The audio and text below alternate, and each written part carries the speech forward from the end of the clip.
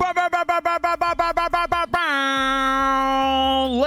and gentlemen, it is time for the Colorado High School Activities Association Grand Finals, brought to you by PlayVS. It is about to begin. My name is Mark Alexander Arambide, joined here by Smacks, the one and only, a.k.a. Sam Benjamin Hind, if you want to ever dox him IRL. You can also find him in the Greater Lakes of Michigan. How are you doing today, buddy? That's a lot of information that you've just given about me, but I'm ready. I'm excited to be here. I'm ready for some League of Legends. And what are you saying about me? You know what, Smacks? When we are casters like this, we have to open ourselves up to the people. You know, not privacy that much. Well, anyway. You know who will be putting themselves on the line tonight, Smacks? It is going to be the two grand finalists of Colorado State.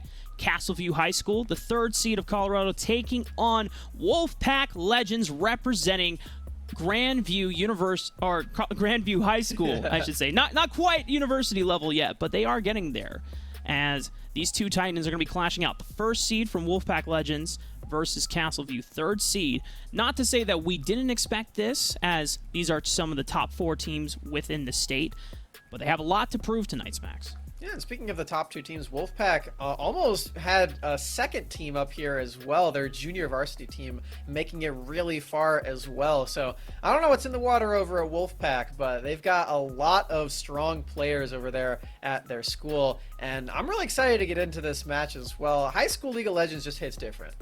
Yeah, there's a lot more wonky plays. The creativity kind of just shoots through the roof. And for us, you know, we come from a background of casting a lot of the tier 2 semi-professional League of Legends scene. We've even casted some academy and even a little bit of LCS through some other partners as well. But we love casting high school League of Legends, and the all-star grand finals we did back in spring earlier this year, we saw a couple of those players who emerged victorious. I'm trying to remember the exact, was it Sunnyside High School, high school from California? It was something similar. I think that's an egg, but I think you're on the right track. But I know what you're getting at, which is that some of those players ended up making it to like things like the TSM scouting combine and things like that. So some really talented youngsters over there. And just around the country as well. I can't wait to see some of them play today in the championship. We got a best of 5 for you all tonight, so you better strap in. We could get some long games, have a long show, or just a 3-0 sweep. We're not sure yet. Well, I personally would like to advocate against the 3-0 sweep, unless it's really dominant fashion. You know, if one team just comes in and they are just on, and they come in with that just next level mindset, they are just 1-3 steps ahead of their opponent, then you know what? All power to you. You know, you came in the better team today. But personally, Smacks, I love banger series. I love drawn out games because you get to really see how the players really are tested. You know, will they be able to overcome the obstacles in front of them? Will they rise to the occasion? Well, they're going to have to learn a few new things, because elephant in the room, we are on the preseason patch. A lot of new things have been introduced to the game here in League of Legends. A lot of new items, a lot of new dragons. The Hextech and Chemtech dragons are alive and well, and we might get to see some tonight. It'd be kind of a shame, kind of a letdown if we don't see any of that go on today. So I would love to see some of that. I imagine that because of how the preseason patch is currently set up right now, where Hextech and Chemtech Drakes are spawning much more frequently in games, because Riot wants to test the new dragons before they come on live for the start of the competitive season for Season 12. Smacks, does that feel weird to you that we're heading into the 12th competitive season? That's a lot. Yeah, it's a lot of years of League of Legends, you know. I remember like 3 or 4 years ago when we were just making fun of Riot for not even having a second game. Like, why were they even called Riot Games? It's come a long way. League of Legends, of course, their main golden child. But yeah, we're in the 12th year of League of Legends existence, and we're watching some kids that you know, maybe if they're really young high schoolers, may not have even been around for the beginning of League of Legends. I don't think that's possible, but it could be. Oh, it's definitely possible. I mean, speaking of, you know, next generation talent and youngsters coming into League of Legends, there's people like us who have been around almost since the beginning. I think I started playing around near the end of the 2nd season. You came in during what, the 4th, 5th season of League of Legends, Matt? I started playing in season 2, right at the end. I was still in middle school at that point, so pretty insane. Gotcha. I am getting an update, Rafa, that we're having some issues getting into the game. So we might go to a break here pretty soon, but you know, we can hang out for a little while.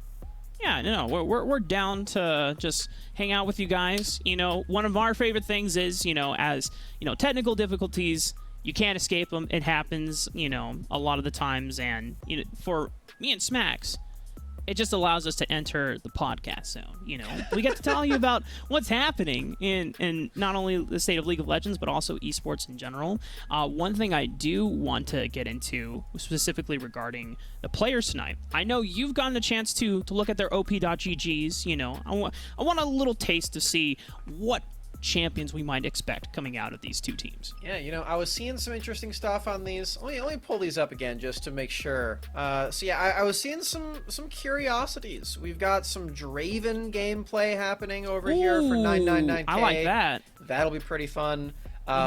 We've got some Malzahar, some Fiddlesticks. Okay. Some pretty off the wall champions, and I mean that's the kind of stuff that you gotta expect when you get to some high school games. You know, we all have our preferences. I'm definitely gonna be playing Rakan for my entire life, even if he's bad. you can't get that champion away from me. So you know, we all have our champion that we just love that much, and for some of these guys, it does feel like it's the Malzahar, the Fiddlesticks, Draven, these fun stuff. I think in our grand finals, or our all-star play versus spring grand finals, there's a jungler that played things like Fiddlesticks. Yeah, they played pretty much off-the-wall junglers, and you know that Fiddlesticks is one of those junglers that takes a lot of time to invest into to get right. You can't just pick it up and then expect success on it, you know. And if you do perform well with it, then you know. Small sample size, you know, it really takes a lot of games to kind of appreciate how to optimize his jungle clear speed and then getting to level 6 as fast as possible, and even having presence on the map before having access to Crowstorm, because that really is kind of the bread and butter, the signature thing about Fiddlesticks. If you don't have Crowstorm, then you don't really get to offer that much utility for the team. Yeah, I mean, for Fiddlesticks, you've got all these different like trinkets that he's got, or all the different ways you can interact with the jungle. I'm pretty excited to see how, like, if that champion does get picked, how he uses the new items too, because he's an AP champion. AP champion's got a lot of new tools. I'm talking about things like the Shadow Flame, the AP Assassin item that gives you a lot of magic penetration. The Crown of the Shattered Queen gives you a lot of defense, and even updated items like the Demonic Embrace can make you all the more durable in these team fights. So definitely some interesting stuff the Fiddlesticks has to offer, and just other mages. I'm sure we're at least going to see a few instances of those items at some point today. Somebody's got to pick an AP item, at least at some point. I think the other item, it's not necessarily an AP item, but it's been one that a lot of people have talked about on Twitter, on social media, is the Axiom Arc, which it's mainly for... Gonna build that mainly for... Yeah, dude, I was playing a game, my Orianna said, you know what, we need more Shockwave plays, and she built Axiom Arc, and we had 3 times as much Shockwaves. She cast Shockwave twice in a team fight. And it was amazing. So, like, now, you know, I know you don't get any benefit off of that as Fiddlesticks. No physical damage scaling whatsoever. However, just imagine, Smacks, Crowstorm going from, like, I think late game is like a 60-second, maybe 70-second cooldown, and then you just reduce it down to 20 seconds. Having Crowstorm twice? Like, come on, man. Yeah. Imagine the possibilities. For those of you who don't know what the new Axiom Arc does, it is a a lethality AD item. So not the greatest stats on Orianna, as you mentioned. It's like giving a magician a sword instead of a wand.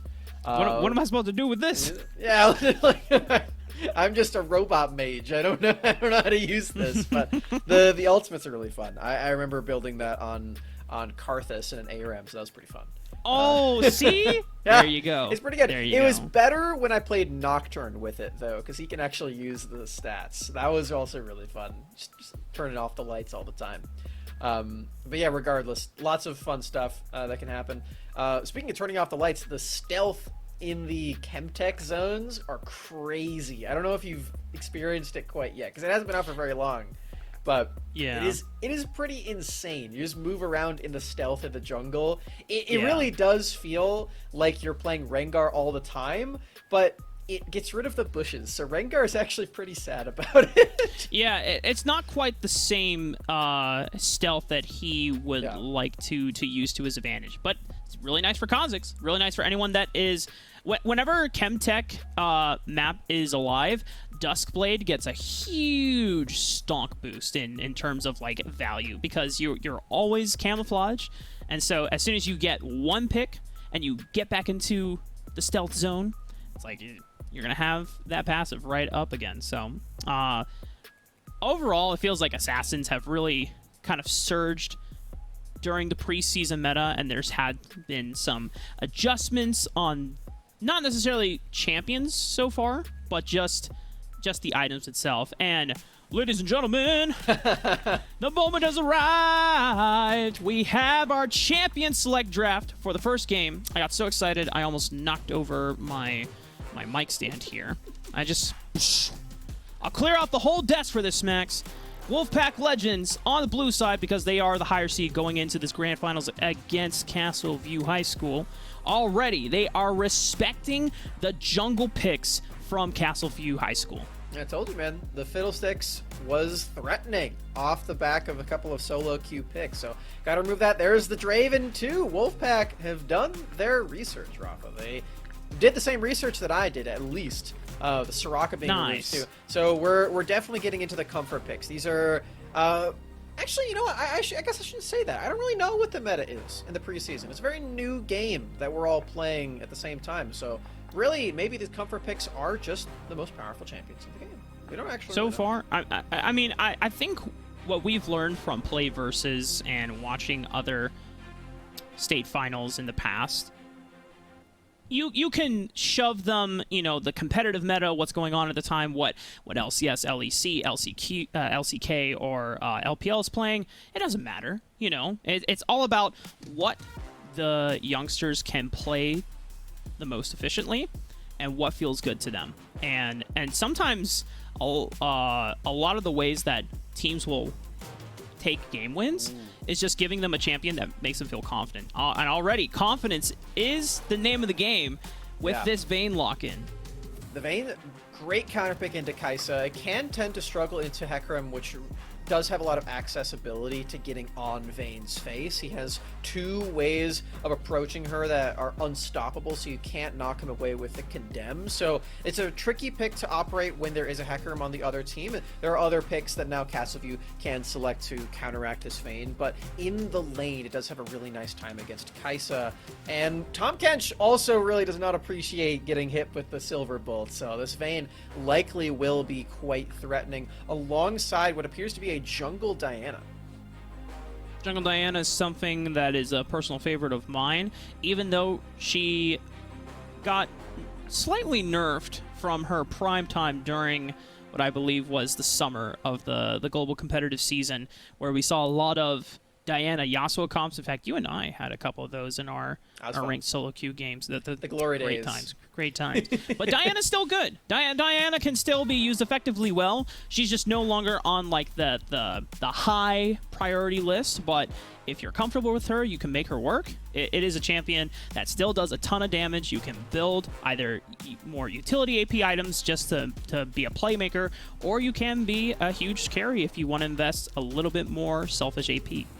I like the Wolfpack has started to ban out some of these really comfortable, really safe mages like the Vex and the Victor. Castleview did end up getting their hands on one anyway for the Ziggs in the mid lane. Likely going to be seeing that Crown of the Shattered Queen locked in there.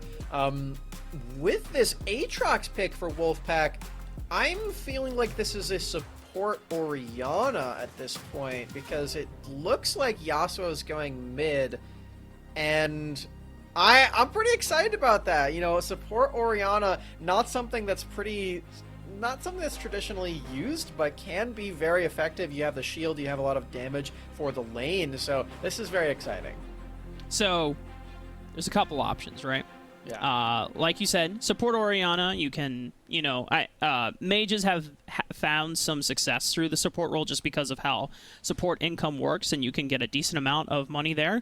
But let's throw that out the window, Max. What if this is a huge cheese aggressive bot lane duo? It's Yasuo Aatrox, and you're sending the Vayne top so that you can counter the Tahm Kench. And Orianna and Diana are the only quote-unquote normal picks, mid lane, jungle, respectively. I'm feeling it. I do still think that Vayne is really good into Kai'Sa, so I think the likelihood of Vayne leaving bottom lane is pretty low. Come on, man, believe! Believe in the heart of the cards! I mean, Orianna bot is already crazy enough. I don't know why you're going one step further. We're already riding the line. Because Orianna support, even though it's crazy, it's like, it's Mumu support too. This is wild. It's amazing. I mean, well, we saw a little bit of Mumu support, you know, but it's because I'm living for the Aatrox support, man. The Aatrox support is the one that's just like, all right, what? I'm gonna try Aatrox support in our next flex queue games, and you'll see how Dimitri likes it. My bot lane partner. We'll see what he thinks about it. I mean, you're causing him suffering and pain, not me. Oh so, yeah, like, so you agree that it's suffering and pain? Okay. We're on the same page. But imagine if Wolfpack Legends pull this off, and if it's Aatrox support, do you imagine the kind of the momentum boost you get from winning a game like that? I'm just telling you. If you can win with Aatrox support, you can win with almost anything. It's a limit test. It's, you know what? Let me look up the coach's name for Wolfpack Legends again. I think his name is Carlos. Yeah, Carlos Nevares.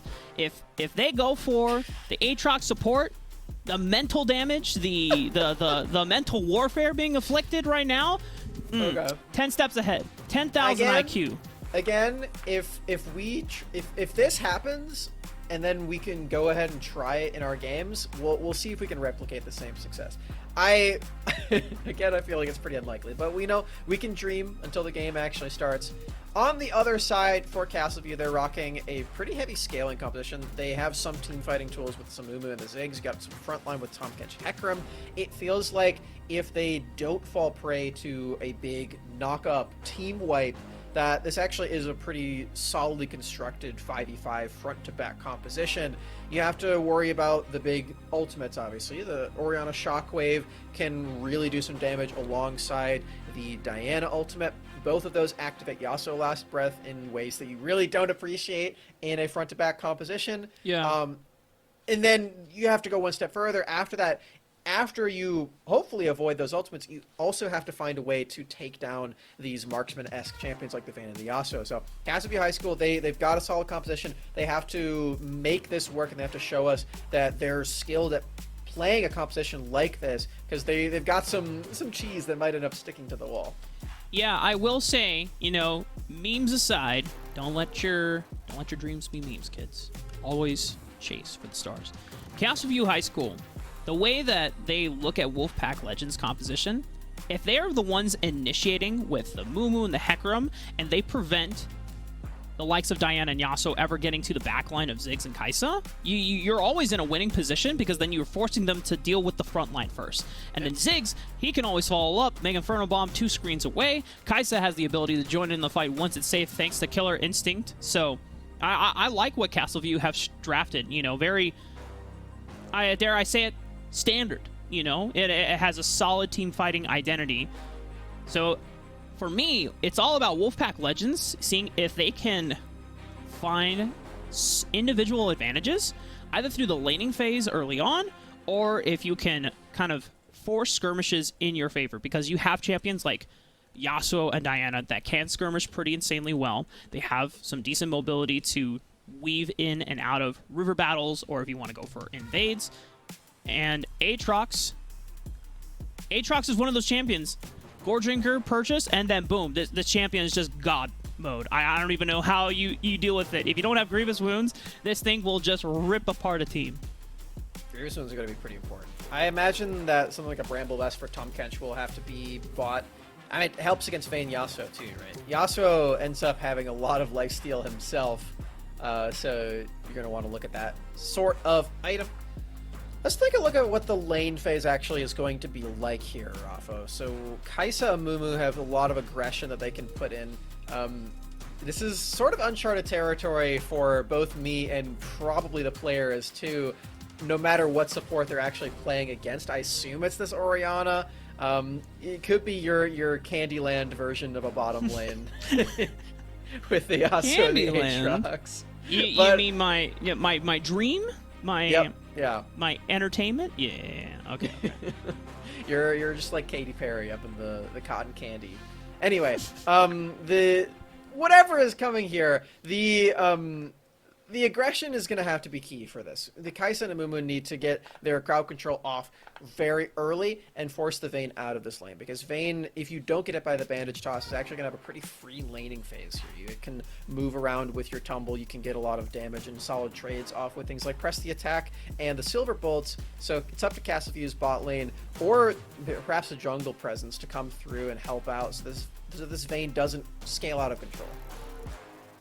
Vayne definitely looking for good vibes, whether she can advantage advantageously in the Kai'Sa lane that you project, or in my teenage dream, up against the Tahm Kench, where, Vayne will be able to just live in good zones, in good vibes, just listening to Katy Perry vocals, That's the mood that we're setting. Because realistically, Vayne against something like a Tahm Kench, yes, Tahm Kench is a very annoying, sustaining tank that you have to deal with, but Tongue Lash isn't always up forever, and it is a skill shot. Vayne has Tumble. If you dodge out on the Tongue Lash, you dodge out on Tahm Kench, sustaining himself through the laning phase, and I think then you just have to play around the timing windows where Diana is on the top side of the map, and then if you're protecting the Vayne, you should always be able to win those 2v2 skirmishes against Tahm Kench and Hecarim. But, realistically looking, I think it's time we look at kind of the journey for both of these schools. They both came from opposite sides of the bracket, obviously, but, I think the interesting thing is about the Wolfpack Legends roster is you already mentioned at the top of the show. This school in Grandview High School had 2 rosters in the top 4. Their JV team was 4th seed across all the other high schools in Colorado. So this just goes to show that the high school program that Grandview have been building, we don't know how long, it is doing wonders and it's been successful. And I think it's something that a lot of the Colorado schools going into next season should start to model. Or they should start talking to each other like, hey, what kind of resources do you get to invest in? Do you talk to, the principal or the school board about being able to allocate more time for these players? These are all things that are super awesome to see, and it just helps these kids who are super passionate about League of Legends be in an environment where they get to play and, practice these team communication skills and, all the things that we really love to emphasize on PlayVS broadcast, man. Yeah, put some pressure on both squads too. For Wolfpack, of course, they have that first spot. They have a lot of what's the word I'm looking for?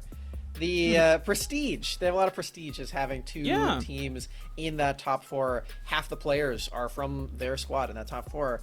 On the other side, though, for Castleview, they have to, show up. They have to try to take that crown away, try to show that their 5 players can make it all the way and can push that title and push that boundary that Wolfpack have set for themselves at that prestige level, that word that I couldn't figure out before. Yeah.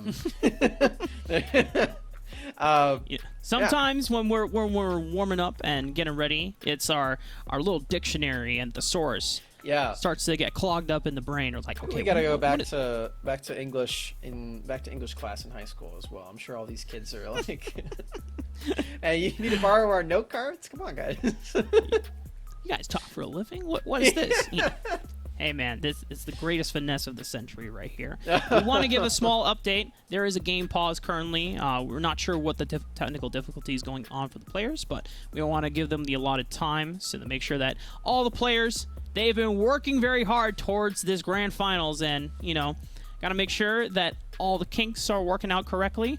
And for both of the players, or both of the teams I should say, this is going to be probably the most competitive series yet.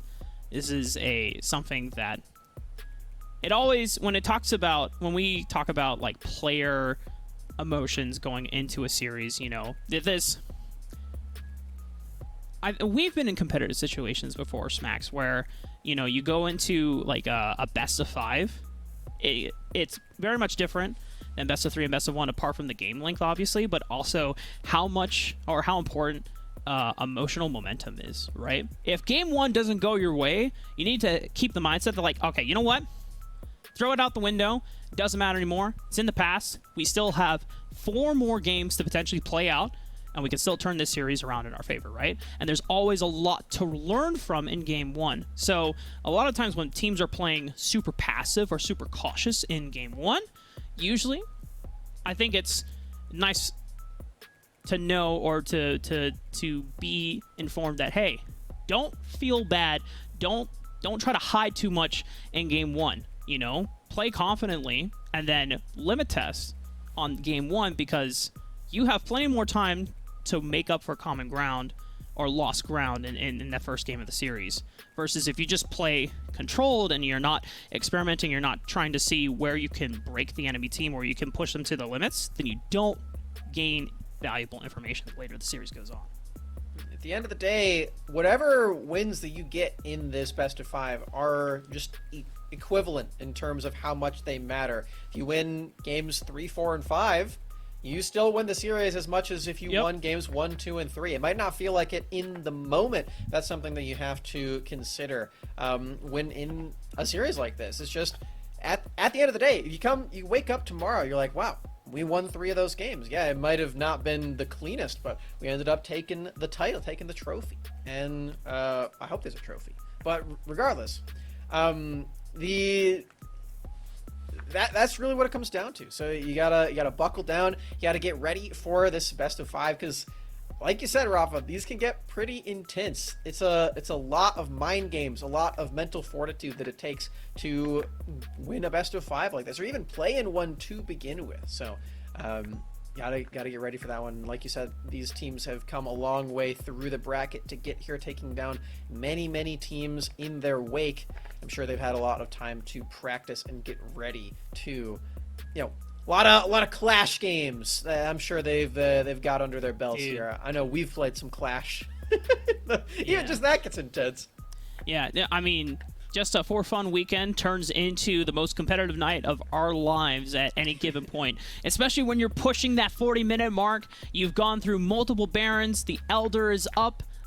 And you're just like, oh man, if we do not secure this Elder, it feels like it is going to be doomed for us. Or if we don't secure this Baron, it's going to feel pretty doomed for us, right? But then you just push the game longer and longer and longer and longer, and it snap back to reality. Thankfully no gravity is going to fall under you, but it can always feel super just intense emotion-wise and mentally. We are going to go to a quick break though. It just seems like the technical difficulties are taking a little bit longer than we expected, so we just want to go behind the scenes and figure things out. Until then, stick around, folks, and we will be back resuming with Game 1 of our Grand Finals.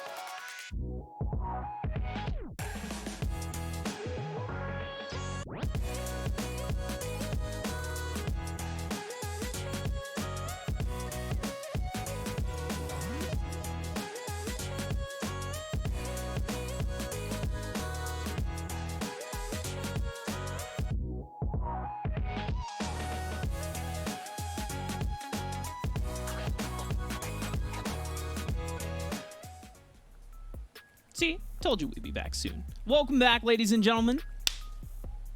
No jinxes, knocking on wood, but we should be getting back into game. It seems that one of the players' clients was bugged. It was frozen on the pause screen for quite some time. And look at that! Hey! We are in! Let's go!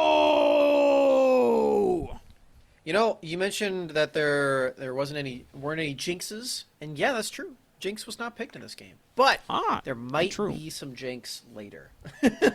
So we don't want to rule that out. Is that any Arcane fans? Yeah, Arcane fans in the chat. Now, my question is though, Smacks, are you saying there might be jinxes because one of these players actually plays Jinx? I mean, everyone plays Jinx, right? We're all Arcane fans here. We're all. That's like saying everyone's a Vi player, everyone's a Victor player. Yeah, exactly. I bought the Victor bundle. I don't know, man. I'm not ashamed. I go into my solo queue games and I'm like, yo, can you play Victor? He said no, and he just locks in Zed. I'm like, all right, you know. Well, I don't believe you. Zed's not from Arcane. What? You don't have to believe me. It's my truth, Max. That's okay. Well, my truth ended up coming through in this game, Rafa, as we do have Orianna support. It's not the fabled Aatrox Yasuo lane that we'll probably end up having to try out ourselves after this, as it turns out. Those two champions not being paired together, but they are the solo winners, and there are still some really solid interactions that you can have with these two champions. You mentioned it before that the cheese damage is really high, and that does exist. You don't necessarily need to have the big Orianna Shockwave or Diana Moonfall to get Yasuo going. You do also have some knockups from Aatrox. Already 5-0, getting quite a bit of damage on the Cosmic Buffet. Tongue Lash is going to be very necessary in this lane to keep himself topped off on HP. The rest of Castleview High School, though, taking it pretty standard. The nice thing about the Vayne Orianna lane, you already talked about Vayne having somewhat of an advantageous matchup into the Kai'Sa. 2-on-2 has been acted. Water goes in with that bandage toss, Aftershock procs, and after that, Water doesn't want to really taste anymore. We might have a gank here in mid lane, Smacks. Is a nice tornado popped in the flash right away. Catgirl's not able to stick the landing on the gank thanks to that flash, but flash being blown is completely perfect for a Delaris. He doesn't have that same utility and that same safety before, and being this melee champion, you do oftentimes have to push up well past where you're really comfortable doing, like you can see here, taking some damage to the minions and the poke from Tony Baloney. Oh, Delaris is really just kind of flowing right now. He's in the flow zone. I think that's what Yasuo's passive is called too. Or it's what the stacks are called. It's his passive is called Way of the Wanderer, but he gains flow by flowing around like that. See the white bar under his health. Yeah, but is it like progressive flow or, you know, like chopper flow? I don't think we're allowed to talk about the brands that we're not sponsored by. Anyway, it's more like the latter. Touching back on the bottom side that we saw that trade happen, Euripie ended up with the shielding helping out quite a bit. White Rice not taking nearly as much damage as I would expect. Ooh, I like the satchel charge from. Okay, so I first read this as Togna Bologna, but. But Smax is telling me it's Tony Baloney. I think I'm right. I think it's a pun of some sort. The P is silent, the G's are silent, the A's make an E sound. Tony Baloney. English is the worst. Our primary speaking language. You know, I could teach you Spanish, Max. I did take a lot of Spanish classes. Oh, good. Well, I hope you're ready for how to survive a gank, because Euripie might not be able to survive that class. First blood goes over to Catgirls on the Hecarim. Nice gank this time. Their ward, I believe, expired. Oh, no, it's still there. But Hecarim just very fast. You can get in from just about anywhere. Not even needing the ghost. It's just a very fast horse arriving into this bottom lane. Euripie not wanting to pop either of the summoner spells to help out. You can see even with the Condemn, Amumu's crowd control is just so relentless. Really nice play from Water. Yeah, committing the flash and the ignite, locking down Euripie. I think he wanted to hold on to heal and flash, knowing that he was pretty much dead to rights. Did not want to burn summoner spells just like that. Castleview High School taking first blood into the reins, but it's not a huge lead so far. So for Wolfpack Legends, there's still time to make up for ground. It's Tony Baloney. This is going to be a lot of damage coming in. Lethal Tempo is an insanely powerful rune in this preseason patch. Yeah, Lethal Tempo really fun. It's now a stacking attack speed rune, similar to that of Conqueror, except once you fully stack, it doesn't give you healing, it gives you extra auto attack range, which ends up feeling pretty nice, especially for melee champions. And Yasuo really uses it quite well, because attack speed translates to, well, attack speed, but also cooldown reduction for his Q, Steel Tempest, which is pretty nice. It to provide yourself a lot more extra damage, and I believe it does pop on hitting Steel Tempest too. So just overall, a really solid rune choice on Yasuo and his previously late brother Yone, brought back to life. Some lore facts spitting out there for you. Spitting some lore facts. Almost sounding like Lorax from Dr. Seuss if you say it 3 times as fast. Lore facts, lore facts, lore facts. And then it just blends it in. You think Yasuo speaks for the trees? Potentially. I think that's Ivern. Ivern probably. Yeah, I don't know. That's definitely Ivern. He speaks for the trees. He speaks for the animals as well. For League of Legends, for sure. Yeah. He just doesn't have the mustache, you know. Yeah, I guess that's true. They should really Ivern is maybe that'd be too on the clean-shaven. nose. Well, he's got some stubble or shrubble, I guess I should say. I'm really liking these satchel charges from Tony Baloney. He's been getting quite a bit of a punish onto Delaris. Ooh, water's here. As now, this is a 3-man goon squad onto Turtle Beast and Delaris. Delaris was not able to get the last breath combo, though, off of Turtle Beast Moonfall, and that's going to be Castleview picking up just the mid laner, actually. Turtle Beast will be able to survive 5-0, saving the day with this teleport. Might be able to pick up water as he brings him right back in. Infernal Chain into the Darkened Blade. Beautiful stuff from the top laner of Wolfpack Legends. Close for water. He almost got out of that one. He didn't quite have the flash, but the boot movement speed wasn't enough to get out of the Infernal Chains. Excellent teleport down from 5-0 to punish a roam that ended up being pretty solid for water. You know, finding that kill in the mid lane, getting Tony Baloney some much needed gold. As you can see from the replay yet again, I really like Tony's usage of the satchel. You can see it there once more. His usage has been quite frivolous. Usually you want to save that one for, you know, whenever you're in need of some extra movement. But Tony just knows that it is a damage spell through and through. And you can see with the ultimate dropped on top of everybody, I think just so much damage down. Yeah, I definitely think that Turtle Beast would have gone down. But Catgirls, as soon as the teleport came up, he knew it was time to run.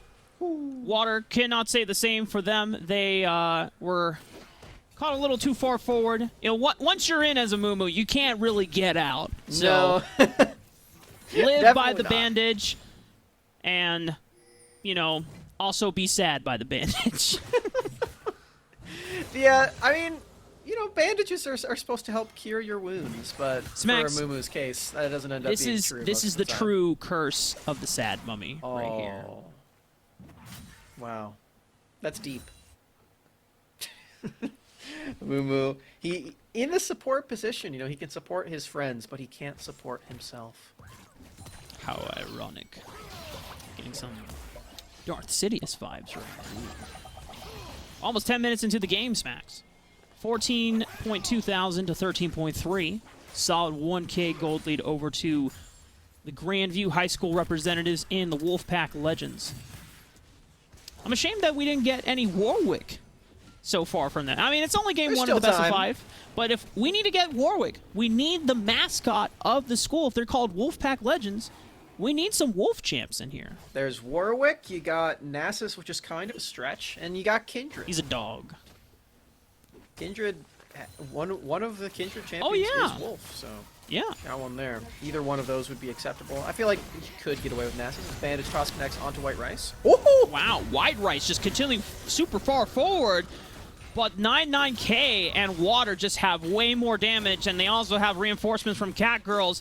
It was a nice attempt from White Rice and Eurypie. Shockwave from the cleanse as well, but Eurypie should be getting run down here. 99K now up 2-0 This is going to put Castle View in a nice spot going into the mid game.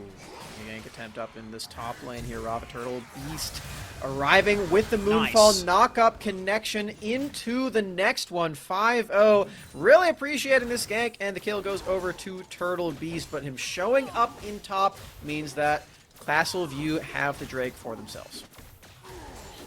Stacking these up will be super huge for Castle View. And the second one is going to be a Hextech Dragon, so not going to see portals on the map. And looking at this replay, you can see how confident Eurypie and White Rice were. They even flashed part of the second bandage toss, or not the first bandage toss. Trying to flash out of crowd control either way as Water. Very threatening here. I really like what Catgirls does to Rafa because he doesn't want to get the kill for himself, wants to get it over to the bottom laner. I know you would have. I know that you would have playing the jungle. As we get to see this top lane cool little sweep over Summoner's Rift here from our observers. Yeah, Turtle Beast. He's already had some pretty effective ganks and kills with that ultimate of his. As we get to see the aftermath, the turret's dead. Nice. And EDGs. Look at that. Yeah, successful takedown from Turtle Beast on top of Cosmic Buffet, leading into a turret destruction as well. I believe that is first brick for Wolfpack Legends. It's going to be a nice surge of gold. So even though Castle View having a massive double takedown on the other side of the map, Wolfpack going to be able to still maintain a solid gold lead thanks to just breaking all the bricks, and this could be a huge play in the jungle. Water moving his little Amumu body in, trying to find out somewhere. Here's the ultimate combination. Nice. Turtle Beast and Dillarus arriving on the scene. The shockwave doesn't connect because of the flash, but it doesn't quite matter, Rafa. It is still Wolfpack finding a double kill. It was kind of a little bit of back and forth. First, the Moonfall to the last breath gets a massive burst of damage onto a majority of the members of Castle View High School, but they flash out. And then it seems like Wolfpack, they run out of steam, and then the shockwave from Eurypie pulls them all back in one more time, just like Britney Spears, man. Hold on, Tony Baloney with the flash. Delaris has Windwall to provide himself some safety. Windwall helping out quite a bit. The Steel Tempest Tornado arriving. The stopwatch! It's gonna be close! Oh! That was close. Yeah, that was really, really close. You can see the lifesteal putting in so much work for Delaris here. And you can see it even more on this minion wave too. Wow. Already just a Vamp Scepter giving Delaris so much sustain early on, paired with the Dorn's Blade. We're going to get a chance. Oh, let's just take a look at this epic 1v1 one more time. I really like the flash, the stopwatch for Tony Baloney. The Windwall's really tough to deal with as Ziggs. You have to just wait for that one to come out. You can see he's trying to get the passive auto attack down afterward, but Delaris just too fast on the timing. Wow. That was like frame perfect right there. Very impressive. Because he got the last Steel Tempest Strike on the end of the cast animation, so the damage still connects after Tony Baloney comes out of stasis. So very impressive. Yeah. See, high school League of Legends players are so awesome, man. It's like a lot of people, you know, in the semi-professional scene wouldn't expect it. But then you have to remember that some of our best players up and coming are still in high school, right? Gank attempt here, Rafa. Fear into the turret range. He can't get out. Meanwhile, bot lane. More action. 999K comes in with a killer instinct. Already taken down Eurypie. White Rice in the 1v2. The silver bullets are procking down, but Water, beautiful bandage toss, and his 80 carry knows it is the right time to flash in, secures the shutdown on a White Rice. Nice stuff from 999K and Water in the 2v2, Rafa. They get the better end of it both times in a row, really keeping Castleview in this game right now. It's within about 2,000 gold all of a sudden. It's because of this 4-0 Kaisa down bot. 999K really making great use of the range, and we get to watch the beginning of this one again. Bandage toss into the Curse of the Sad Mummy. Let's see. That's one plasma proc. Here comes a second one. That's a 5-hit passive, mind you. So 999K is really making great use of these auto attacks, flashing in as soon as the bandage toss connects to. I love the usage of the spacing of the auto attacks. So far for Wolfpack Legends, they have gotten quite a sustainable lead through the top side of the map. 5-0, 2-0, and 2 on the Aatrox. Already has 1.5 items to his name. Turtle Beast, Proto Belt is online, so has a lot of ability to make a lot of plays with Moonfall. But they're going to have to deal with this Kaisa, because that is pretty much the prime target numero uno here for Wolfpack Legends, whereas Castleview, if they protect the Kaisa, every fight is winning. Kaisa, very powerful champion right now. You got an extra mythic item on your Ziggs, too. Backline doing a lot of work. Here's the engage. Huge Curse of the Sad Money from Water. They've already eliminated Euripi. That means no Shockwave. Oh my goodness. It is a huge fight, but the Moonfall from Turtle Beast clicks up everyone. Delaris is able to clean up. He doesn't even go down. The dragon hit the him. Dragon. No! The dragon was set onto Delaris. He didn't have flash. He couldn't escape. Wolfpack Legends could not save their mid lane. That is so sad. Oh. That's a tragedy we just witnessed in front of our eyes, Rafa. Delaris. Gone too soon. The ultimate combination was so sick in that fight, but just way too low, and we saw that the Liandry's ended up popping his flow shield before he hopped over. I don't think he was expecting that, but the burn damage was enough off of the ultimate. Let's watch the big ultimate combination here for Wolfpack once more, because we get to see 5-0 pop over into the Moonfall, into the last breath. Here we get to see what I was talking about. So Delaris, he gets the flow shield, and then it's broken again because of the on-hit burn damage, and then Dragon still. You know, I give a lot of respect to Delaris because he was ready to follow up on the ensuing fight because Wolfpack were pushing into the river past the pit, and so he was super low, but he was like, no, I'm going to take the Blast Cone, let's keep fighting. And then it's like, oh, I guess we're not fighting. Oh god, the dragon is aggroed. Oh no, please! Alright, round 2. This is Redemption Arc for Delaris. He's gonna get revenge on himself, or for himself, on the dragon. Wow. There it is. And we get to see an Ocean Rift. So, none of the really fun ones of the new ones with the Chemtech Fog and the Hex Gates and everything. Yeah. But you know, it's still a fun time. We at least got to see one Hextech Rig. We still have potentially 2 more games, up to a maximum of 4 more games. I'm very positive we'll see at least 1 Hextech map or 1 Chemtech map because I want to see some Portal gameplay, man. Let's do it. Let's get the portals in here. Let's get people teleporting all around. Did it? That was rude. Rift Trail just walks up and just smacks. Still going. He's chasing into the jungle. Yo, that was almost the 3rd one. Yo, Rift Trail, Rippy's just trying to go home, man. They've got gold they want to spend. Christmas shopping is coming up soon. They're trying to just get everything prepared for the holiday season. Tony Baloney in a little bit of a bad spot. Nice flash and satchel charge stunts the Proto Belt engage from Turtle Beast. Well played by the mid laner of Castleview. Canceled the Lunar Rush with that. That was insane. Crazy play from Tony Baloney as he's staying alive here. Now with the backup of the secondary Yordle. 2 of them in the mid lane now. Mumu arriving to push in this more and more wave. Delaris wants to fight. Water's already locked him down with the Curse and Sad Money. Delaris gets the last breath. Falling up. He will go down, but 5-0, maybe he might have the damage to clean this one up in the name of his mid laner. He finds Tony Baloney. All right, 1 for 1. Both mid laners falling, and now 5-0. Going to try to get that mid priority right back over to Wolfpack. The whole squad here, you have to imagine this mid turret's going down, and that is bad news for a safe mage like Ziggs. You got to make sure you can clear out this minion wave if you're cat girls. I don't know if it's possible. This mid turret should be going down in favor of Wolfpack Legends. It's going to open up the map, giving them much more control. We get to see this unfold once again. Windwall was pretty solid, and I really, again, love the way that Delaris plays around it, but there's just too many people near him at that point. Hecarim doesn't really care about Windwall at as much as the other champions on his squad. So just rampage on through, make sure all the crowd control connects. And even with the last breath onto multiple members, Delaire still falls and still gonna try to scale up on this Yasuo. I gotta remind everybody that this is a scaling champion. Just the fact that he's going for all these fights and winning some of them early is very impressive. It's only gonna get easier later.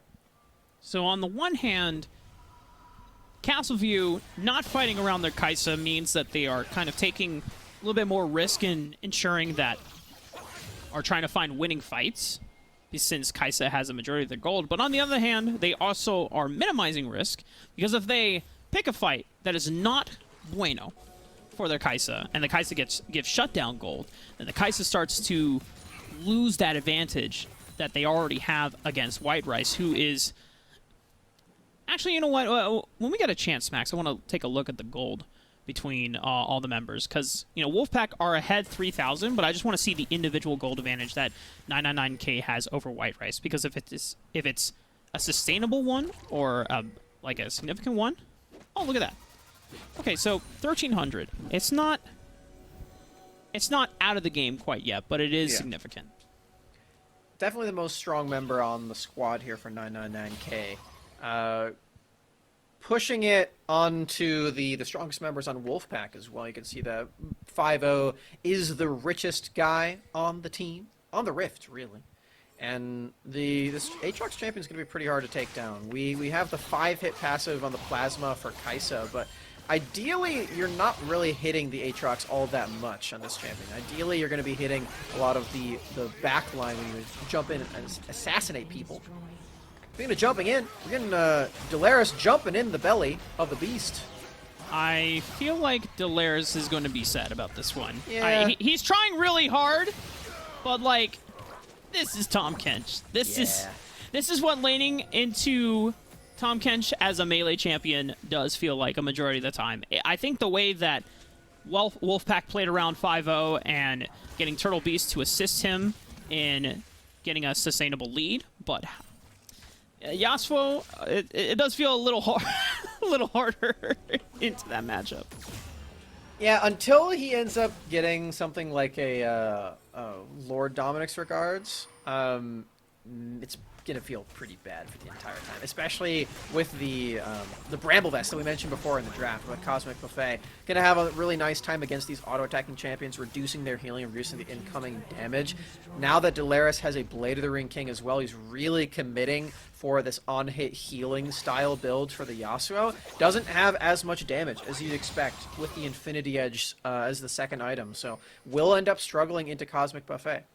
Yeah, it doesn't have full 100% crit chance quite yet. Nope. It's at 50% thanks to the shield bow and his passive, but because of that, whenever you pop Last Breath as well, you're missing out on the bonus armor penetration as they only apply during critical strikes. So Delaris just taking a little bit more scaling route, delaying, or just hopefully for him and the rest of the Wolfpack Legends team, they're just trying to wait out the game and stall it out. Because you have other scaling champions like this Vayne who will get stronger the longer the game goes on. And if Castleview are not able to close out the game in a rapid amount, we're already 23 minutes in, Smacks. So it doesn't even seem like the game is even close to being closed out yet. Yeah, I mean, we don't even have objective bounties quite yet. The new interaction on the Rift that allows teams that are severely behind to come back. Neither team is severely behind, so neither team has those active quite yet. So we know that this is still neck and neck. 999K seems to be the cornerstone for Castleview. If they can make sure to play around this player, it feels like the team fights are super, super easy from there, especially now that this full Thornmail is purchased for Cosmic Buffet. You'll have a lot easier time reducing the healing of these members. Almost 25 minutes in.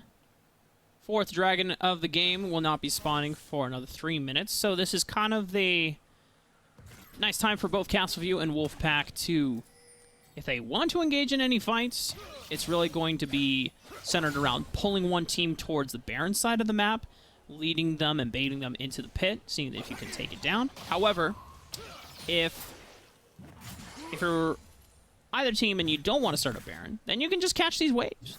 You can just be vibing on the Rift. I love vibing on the Rift, especially with my new Cafe Cuties skins. You have any of those yet? No. Did they make a new any skin for line? junglers? Yeah, I don't even remember. I think there's one for Gwen. I don't know if you want to play Gwen jungle. Well, They showed maybe support a with lot of lethal love. I got Maybe- the Bard and the Soraka ones. They're very nice. I actually never played Gwen in the jungle. Anytime I played Gwen, it was like an ARAM match, and I could see why everyone was playing her at the time. The true damage was nuts. However, Yeah. Cosmic Buffet might be in a bad spot here. A lot of goons are en route. This frog might just be clogged, Smacks. Ooh, all right. Well, there's definitely some creative pathing he can use, but there's a minion wave now, so Delaris is going to get in range no matter what. Last Breath popped on top of him. Very tanky Catfish, but canceled out on the Abyssal Dive. There's no way he can make it out at this point. 3v1 is not going to favor the Toad. Now, during that time, Castleview, because they had plenty of information and plenty of time to react on the map from Wolfpack dedicating 3 members to the top side of the map, they already answered 3 in the mid lane, have opened up the map for themselves. Tony Baloney is also getting some chip damage into the bottom turret, where White Rice is not quite strong enough to face against 2-item Ziggs. So, it goes to show that Castleview making the best out of a situation where Cosmic Buffet tried to burn everything they could, but I know, Smacks, this is a Hail Mary right here. Castleview leaving a lot of time and a lot of space open on the top side of the map. Past 20 minutes means that they are potentially risking giving up this entire Baron. Doesn't really look like they're trying to contest it at all quite yet. Catgirls moving a little bit up, but no, complete stealth for the Wolfpack, taking Baron entirely. Will need to bounce back and take a couple of structures, and probably more than that to make it worth it, as they did miss out on a couple key turrets. I think by the time Castleview realized that there's an inkling that Wolfpack were doing Baron, they said, you know what, we're not in position to collapse.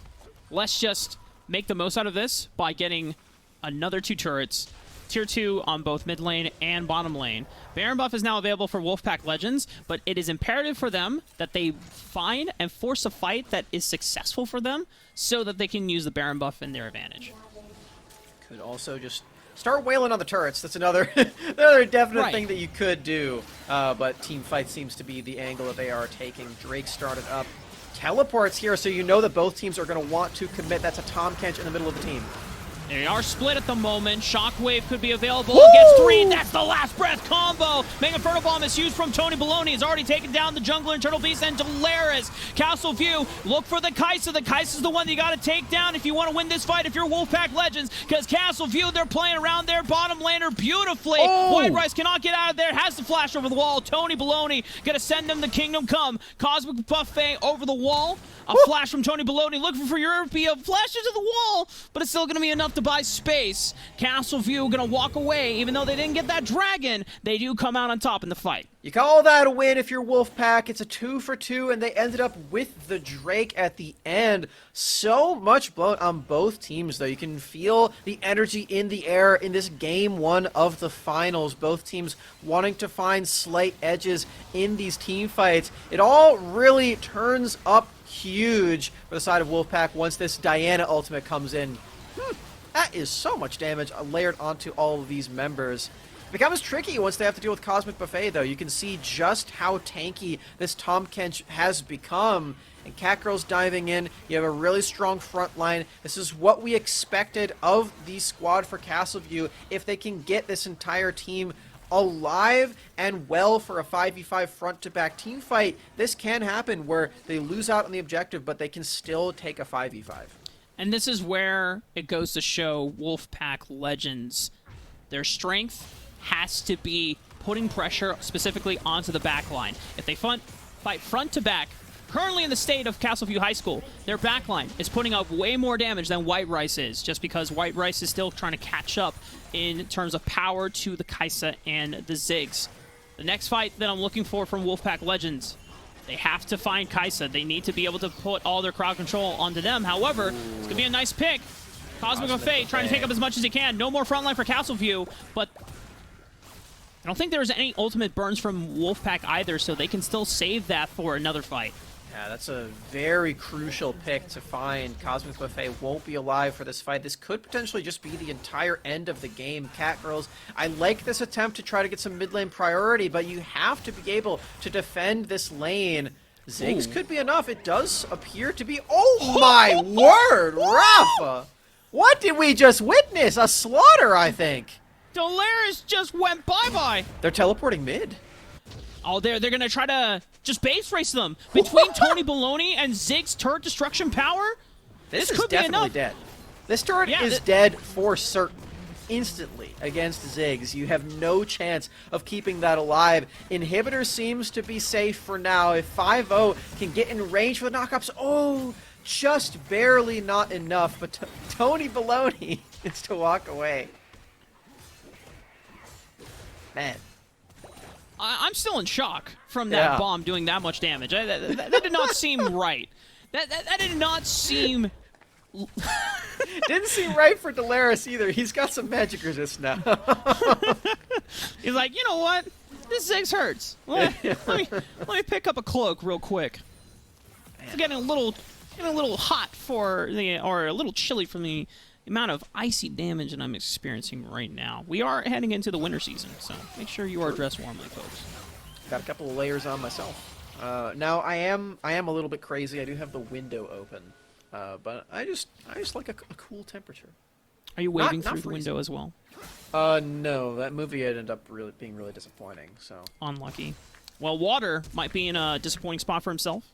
They have to flash away just because, as we talked about before, Amumu, great at going in. Escaping, not so much. Tony Baloney's going to need to find some escape maneuvers for himself. No satchel, no flash, no stopwatch either. Taken out, and that's a shutdown over to White Rice. He mentioned before how he needs to start catching up in damage. That's a good way to start. 3 items now on the Vayne. We have arrived to the point where Vayne will start hitting like a truck and will melt through the front line. The Castle View, you are going to have to pick your fights carefully, because now you might want to not just fully invest on the front-to-back team fighting. You might want to start focusing on hitting White Rice in these crowd control. First Sad Money is already there. Cat Girls follows up with that onslaught of shadows, but the wombo combo from Wolfpack is just undeniably massive.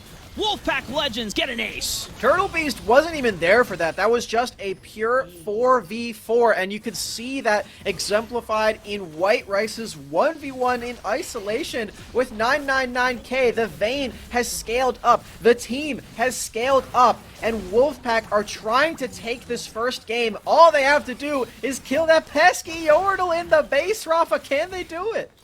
Tony Baloney trying to buy as much time as they can. Just throwing out bombs left, right, and center. Clearing out these minion waves. The inhibitor damage has already been done. It is gone. But for Castle View, their Nexus base will be alive still. Ocean Soul is a lot of additional healing. You already saw some maneuvers built up to try to combat that by the Thornmill and the Morellonomicon, but it's just going to be even worse from here on out. Team fight erupting. I want to take a look at that top side of the fight. Like I mentioned before, White Rice really getting the better end of these trades all of a sudden. 999k not having the support of his team, and in a 1v1, Vayne can really flourish. You saw that exemplified right there again. The magic resistance is being purchased by everyone. Their extra resilience of the Ocean Soul is online. This is feeling like a one game for Wolfpack. You got to find a way to break apart all of this if you are Castleview. Shoutouts to EDG, our Season 11 champions of the world for League of Legends esports. Nice. Castleview, you know, just I love the little homage in the map. For Castleview, they are definitely on their last means of defense. The inhibitor has been taken down through the top side of the map. Cosmic Buffet trying to split through the bottom side to make sure that 5-0 doesn't put too much pressure onto the bottom side of the base, and Baron could be the next objective play for Wolfpack. They need to control vision around the jungle entrances, but once it is fully swept out, I imagine Baron's the next play. They're looking at it right now already, Rafa. Trying to clear out this vision. There's still that Earth Ward. There you go. Get rid of that one. I don't really know if it matters all that much. Castle View don't really have any means of getting into this pit. No Zig's ultimate range is there. Actually, I feel like Tony Baloney might have run out of mana. You can see it on the right of your screen there. The other thing you can see on the right of your screen in the corner is the objective bounties to spawn, but that's not going to matter.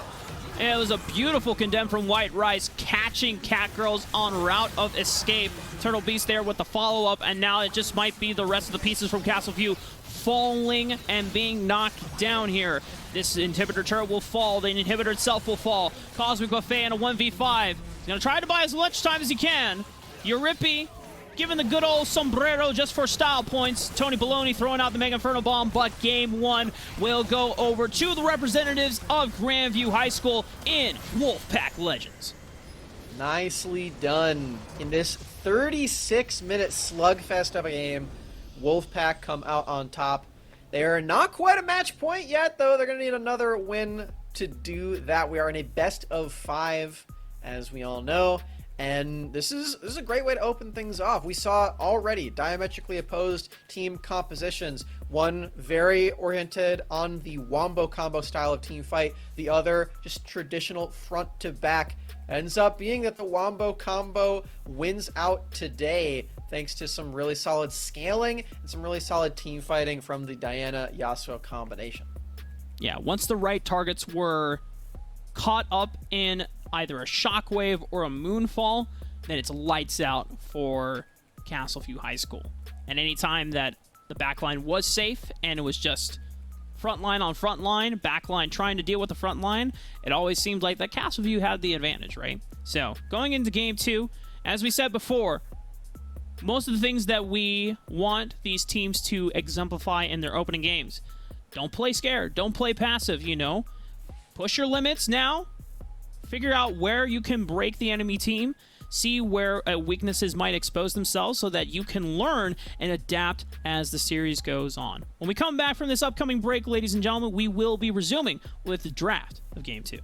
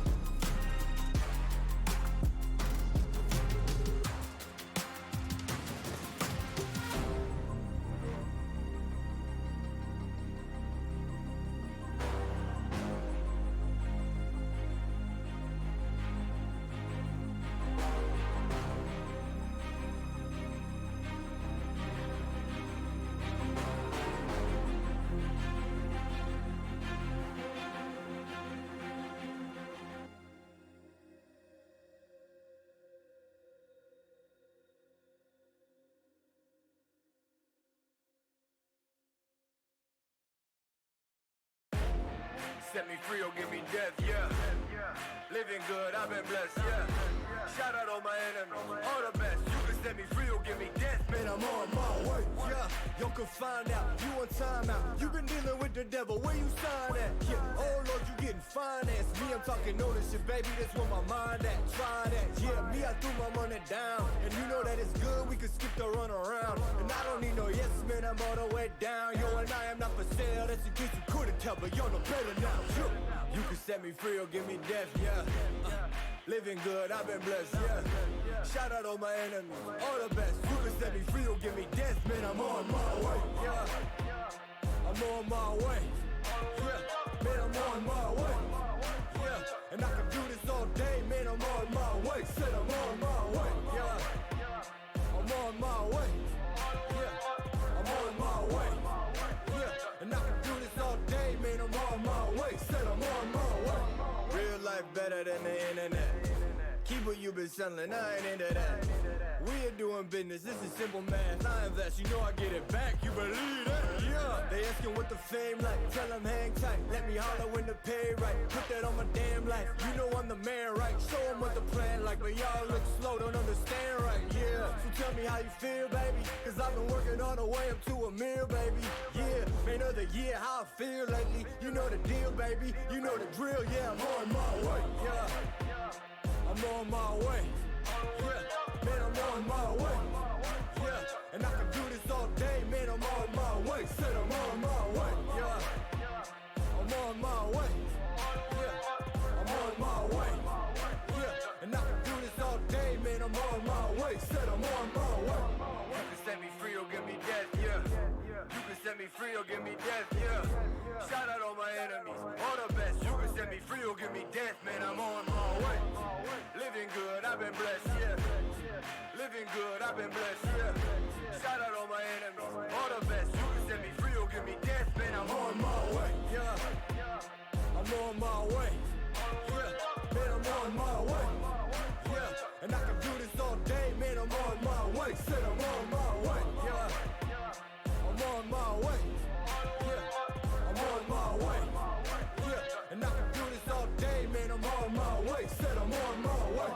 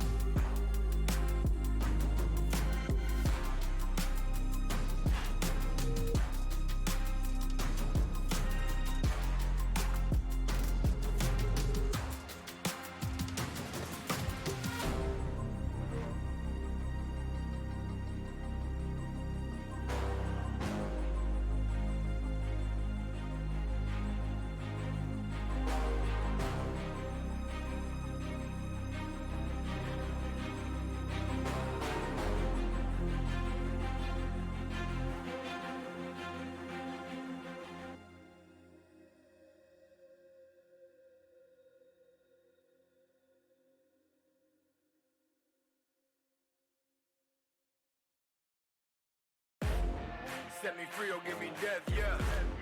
Living good, I've been blessed, yeah. Shout out all my enemies, all the best. You can set me free or give me death, man, I'm on my way, yeah. Y'all can find out, you on timeout. You been dealing with the devil, where you sign at? Yeah, oh Lord, you getting financed. Me, I'm talking ownership, baby, that's where my mind at. Try that, yeah, me, I threw my money down. And you know that it's good, we can skip the run around. And I don't need no yes, man, I'm all the way down. Yo, and I am not for sale, that's in case you couldn't tell, but y'all know better now. You can set me free or give me death, yeah. Living good, I've been blessed, yeah. Shout out all my enemies, all the best. You can set me free or give me death, man, I'm on my way, yeah. I'm on my way, yeah. Man, I'm on my way, yeah. And I can do this all day, man, I'm on my way. Said I'm on my way, yeah. I'm on my way, yeah. I'm on my way, yeah. And I can do this all day, man, I'm on my way. Said I'm on my way. Real life better than the internet. Keep what you been selling, I ain't into that.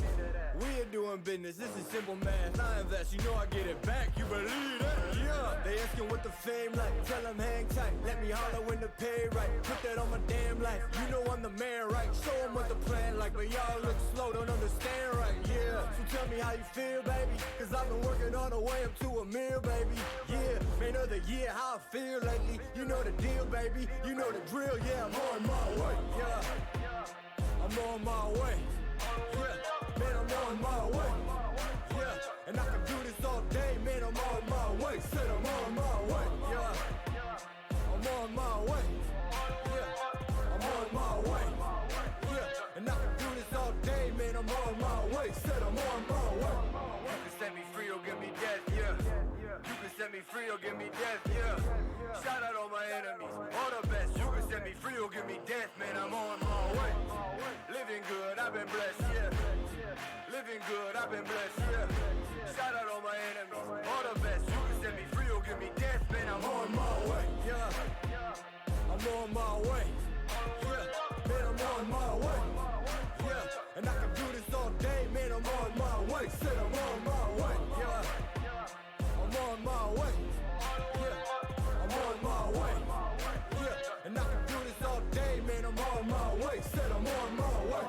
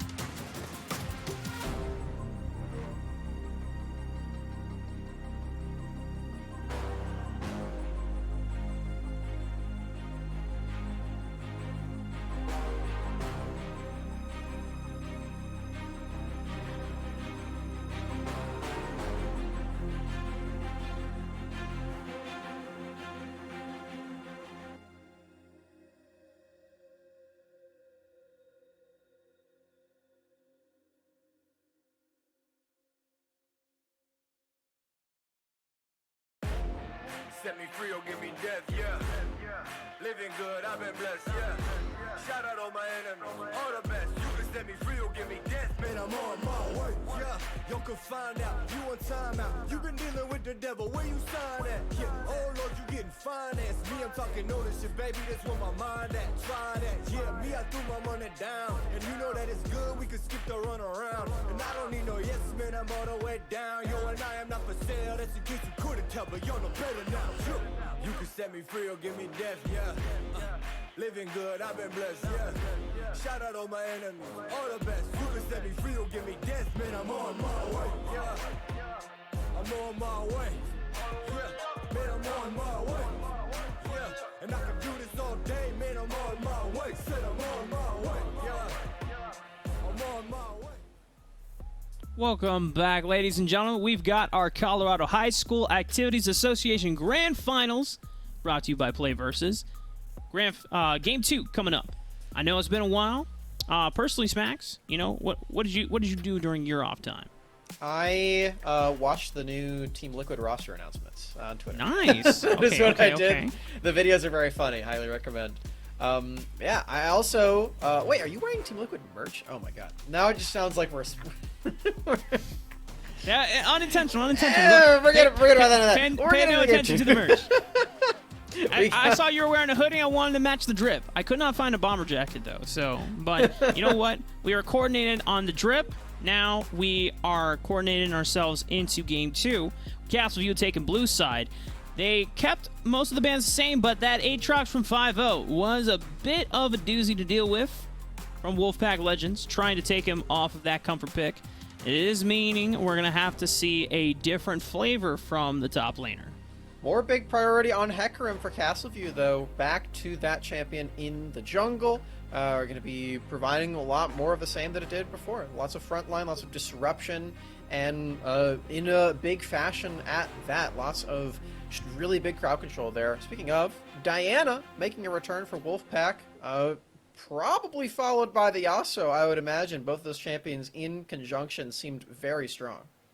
Ooh, but a switch up.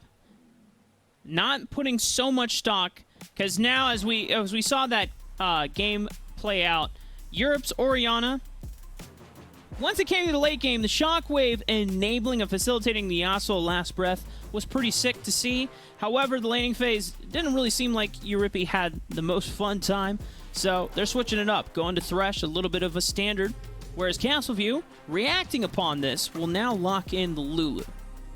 Lulu into Thresh can be pretty tricky, but it is worth it sometimes to enable hyper carry champions.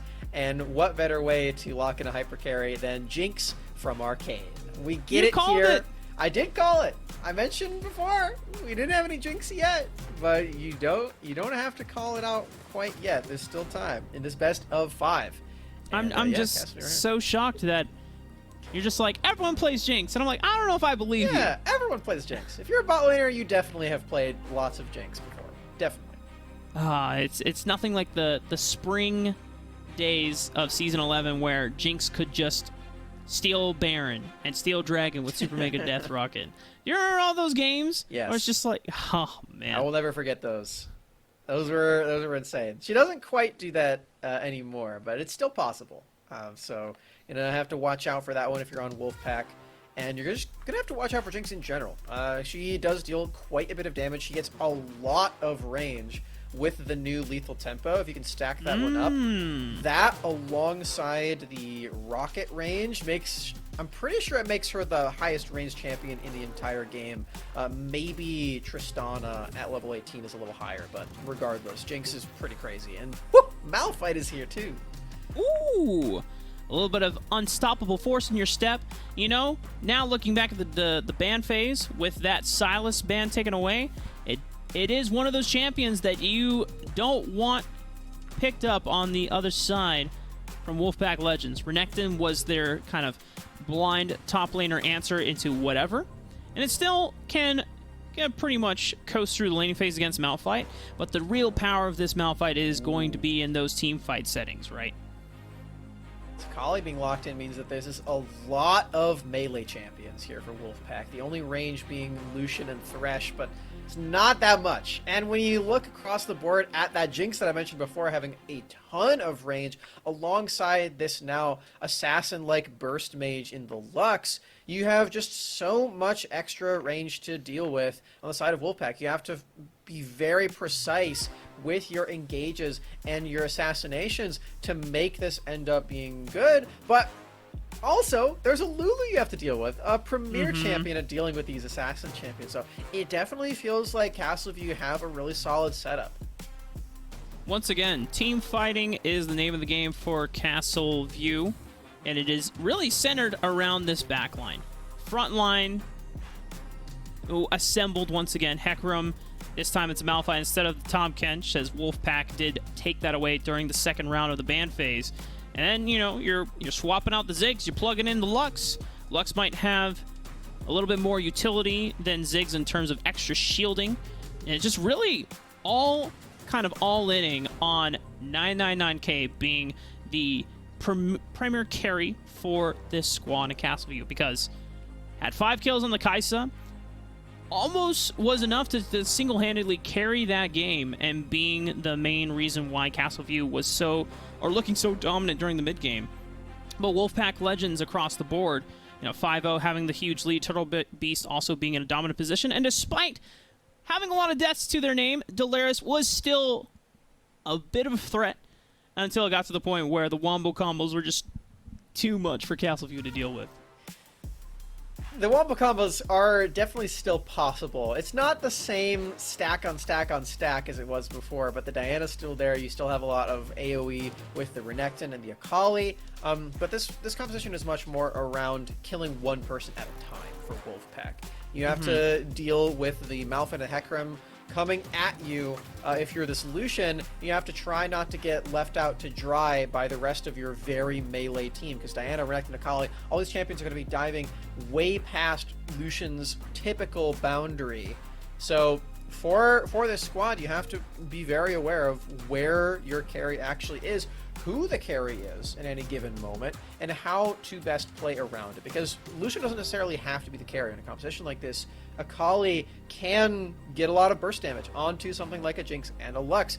You can only polymorph for so long, and Akali, you know, in the shroud and the stealth is pretty hard to manage that way too. So Wolfpack certainly do have a lot of damage and multiple members that can carry in this composition.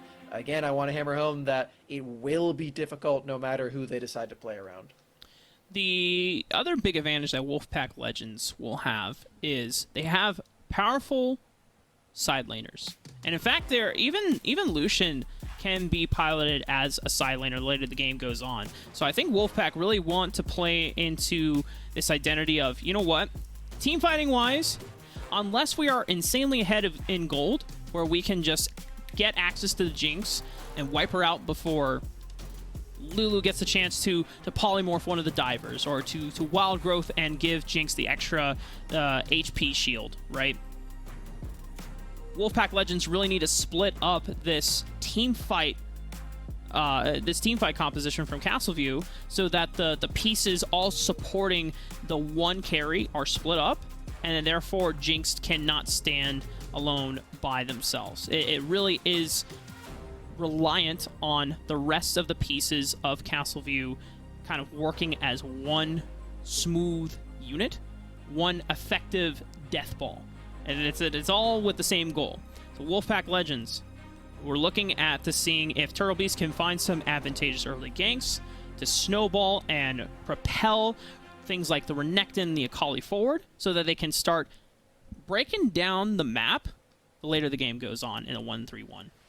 The Diana's not an easy champion to get those early ganks on, though, because you don't have that much crowd control on this team. You can really feasibly gank a Renekton quite well, but it's against a Malphite, so you're not really gaining too much from killing that champion if you even manage to do so. He's a very bulky mountain of a champion, quite literally, so that's not the easiest lane to try to attack here. Perhaps not the most frivolous. You likely are going to want to try to deal with this Lux, which is sort of an X-Factor champion that Castleview have on their squad. Delaris has just so much pick potential on this champion. You have, as the game goes on, you think about the burst threat that Lux provides. Most of these champions are not tanks really by any means, so getting hit by a light binding into that final spark can take out your entire health bar, if not like severely damage it. So you have to be very careful around this champion as well. Hecarim can provide a lot of crowd control to help out Lux in the early game to make sure that that ends up working. And for Wolfpack, you just have to make sure this Diana puts a stop to at least something in that early game, which is asking a lot of a farming champion like Diana. There's two conundrums that a jungler always faces, especially if you're playing something like an assassin or something that wants to get a lot of gold in them, right? It's like, do I invest my power into accelerating one of my other solo laners or just one of my teammates, or do I just continue taking their lead as kind of permission to say, hey, you're doing good by yourself, right? So I don't need to come and babysit you. I'm just going to continue farming my cams and putting myself forward. And that's always a question that teams have to ask themselves throughout the game. Like, are we using leads through lanes to buy time for jungler to scale up? Or are we using leads to give junglers an advantage to invade and take power from the enemy jungle? Or to even just accelerate that lead by pressuring the solo laners off the turret? Whether it's through a dive, whether it's through poke, whether it's just through the sheer threat of saying, hey, if you don't back off, you're going down, and you're going to lose way more than if you just recall and give us these plates, this minion wave. There are very tangible ways for both teams to get those as well.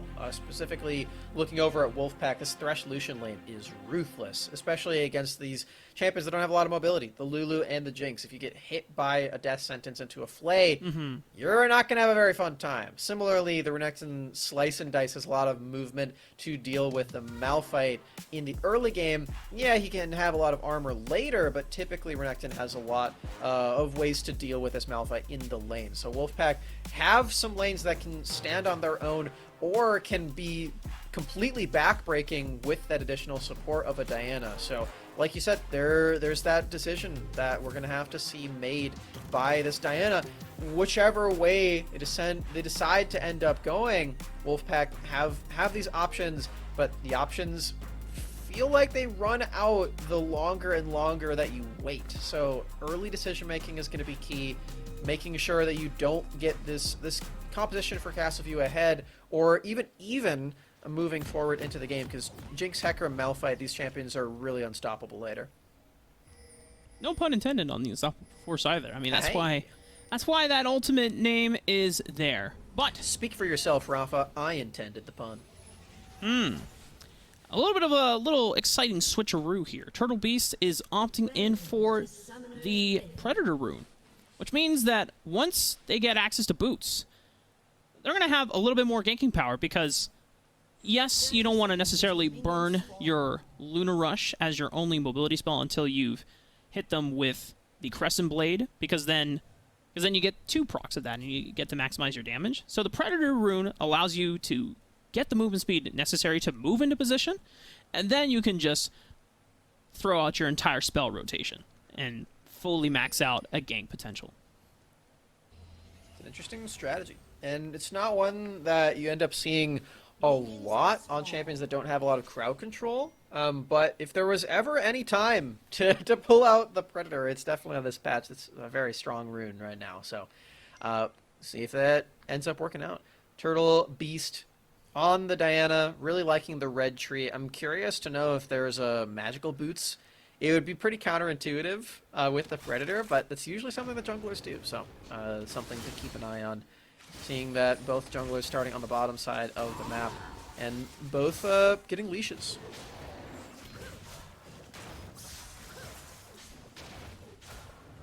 You know, Smacks, it's a little strange for me to be seeing jungle leashes after getting Wild Trip for the few months.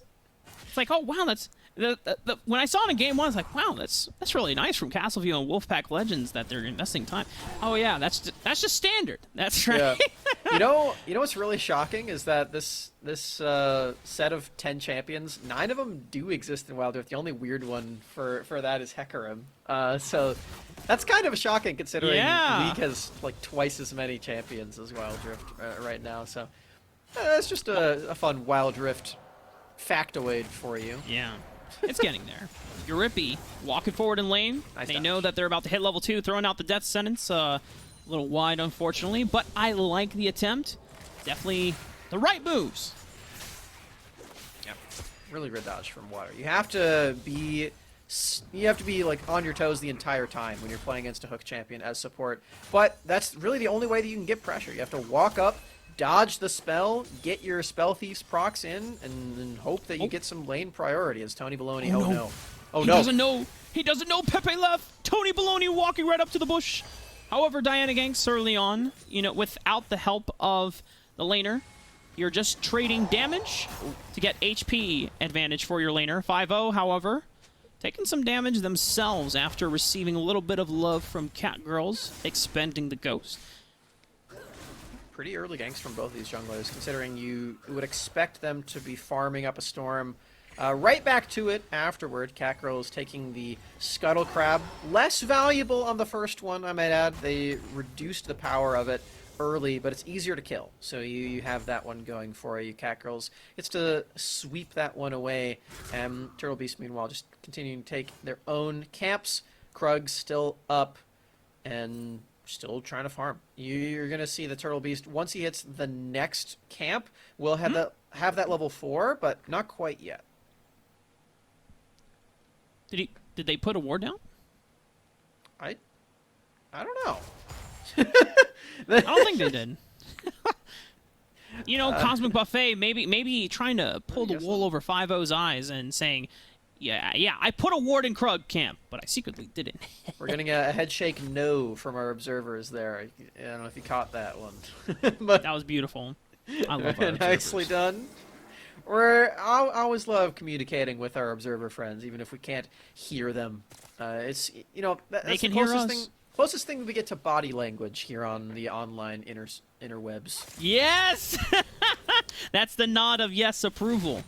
Now, next question is, for Wolfpack Legends, are we going to see some early action from this Diana? Already, Turtle Beast is here in the bot lane. Yurippy locking up water. Ooh. Dark Passage available. However, I don't think Turtle Beast is quite biting the bullet yet. Wants to wait for Catgirls to come up and then makes their presence known, just ensuring that Catgirls cannot push on forward for the advantage. Wolfpack Legends expending Flash from Yurippy. However, it was double summoners from Water. I like the precision there for Water and 999k too. Just wait out until the exact moment where you need to use those summoner spells to see if anyone commits further to a potential Catgirls gank. Dolaris, so close to finding the lethal hit, but didn't want to commit underneath the turret. Turret sort of makes that into a 2v1. Catgirls. Okay, alright. I like the patience for Dolaris there too. Was in a position where Flash would have saved him, but didn't end up needing it. I think it seems like under the tower, Dolaris still knew that Tony Baloney had Flash available.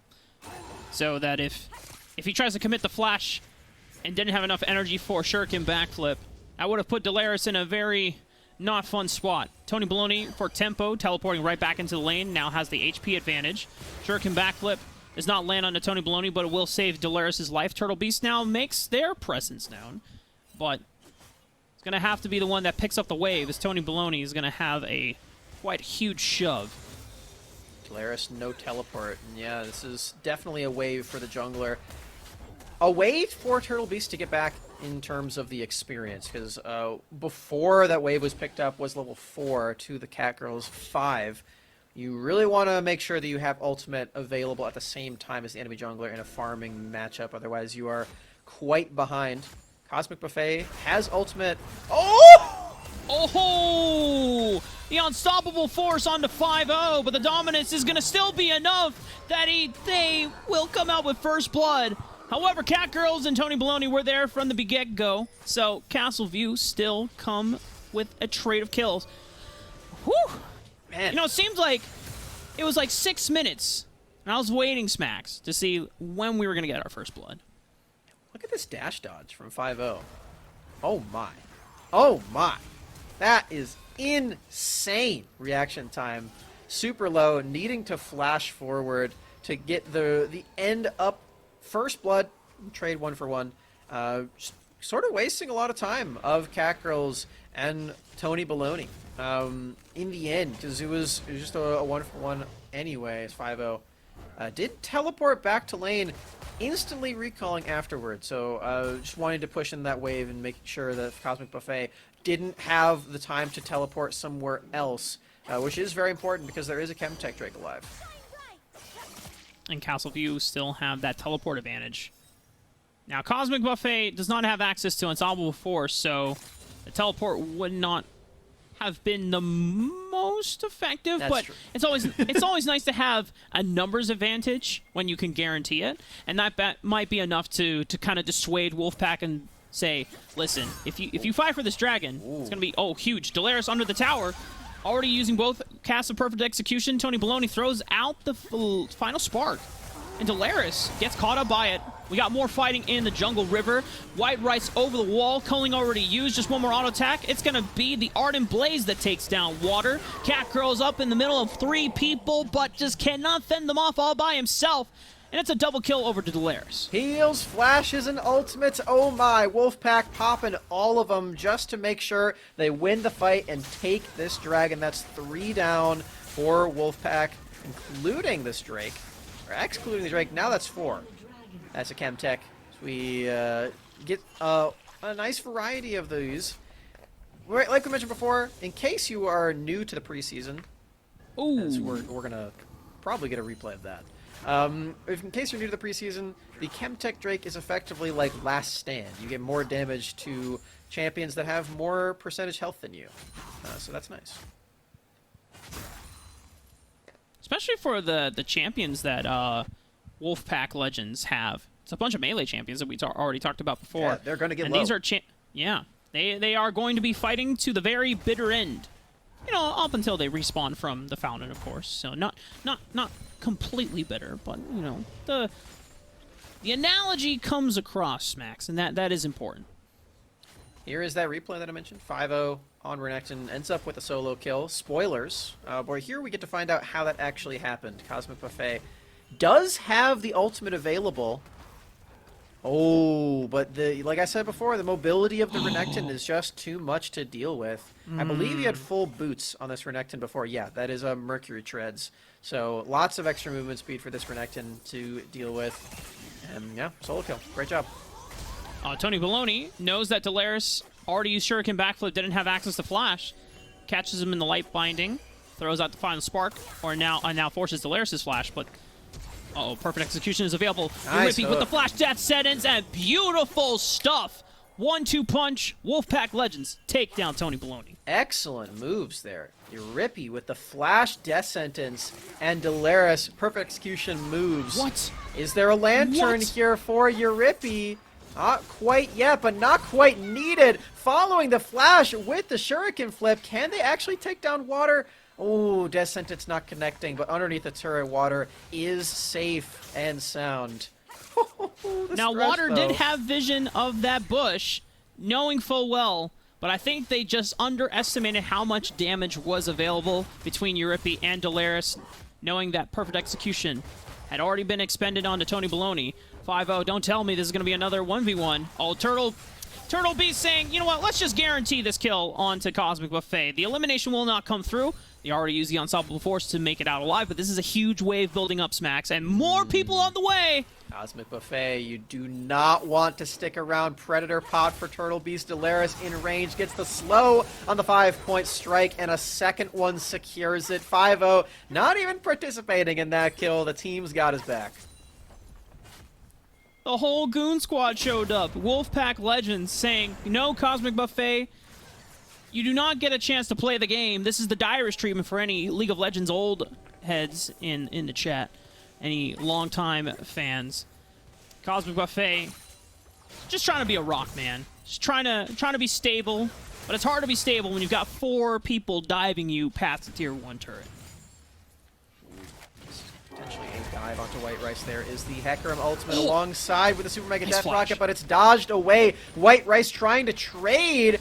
Oh, the turret! 1 HP! Oh, but he walks in range of the rocket! It's an execute 2 for Water, so that's a 1-0. Tony More Baloney. action! Okay, light binding? Ah, not enough. Delaris will be able to equalize the odds. Wolfpack Legends, you know, don't get it twisted. It was a nice dive from Castle View High where they did not give up a death in the 3-man on top of White Rice despite them using Flash to get away. We got a chance to look at this replay and watch how White Rice does flash out of the fear from Onslaught of Shadows, which it almost seemed like it was going to turn around and the turret was starting to ramp up. But then, Smacks, I think you called out the extra range on the rockets thanks to Lethal Tempo working its way up to max stacks. Gives Jinx just a little bit more room to play around with. Lethal Tempo is just such a fun rune with the change. You get so much extra range. It feels great to use, and the rockets, of course, make Jinx just so scary to deal with. Way more range than the Lucian, unless the culling is up, and that one not able to find its mark. 999k, picking up that kill, and Castle View. They're finding ways to scale up. It's slow, it's steady, and it's not matching the early game of Wolfpack, but it's getting there. Now, I think the elephant in the room we have to address, Smacks, is Delaris' Akali. It's 4-0-1. It's got a Night Harvester. It's got Sorcerer's Boots. This is a very scary Akali. And, you know, 999k has been kind of the star, the main carry for Castleview High School, but it's not a completed item yet, so, oh no, Water. What are you doing? I'm just kidding. Forget I said anything. Oh, man! No! Yeah, tough stuff. Like I said before, Lulu is really not mobile. Neither is Lux. So, yeah, once the flash is gone, yeah, that mage is a sitting duck. Eurypie is called over to Delaris' lane. They say, yo, this Lux is free. Yeah, they're absolutely right. 5,000 gold ahead for Wolfpack Legends. They've already taken off the tier 1 turret in the top side of the map, making their way through the mid lane turret as well. Rift Herald will be spawned, which means this turret is good as gone.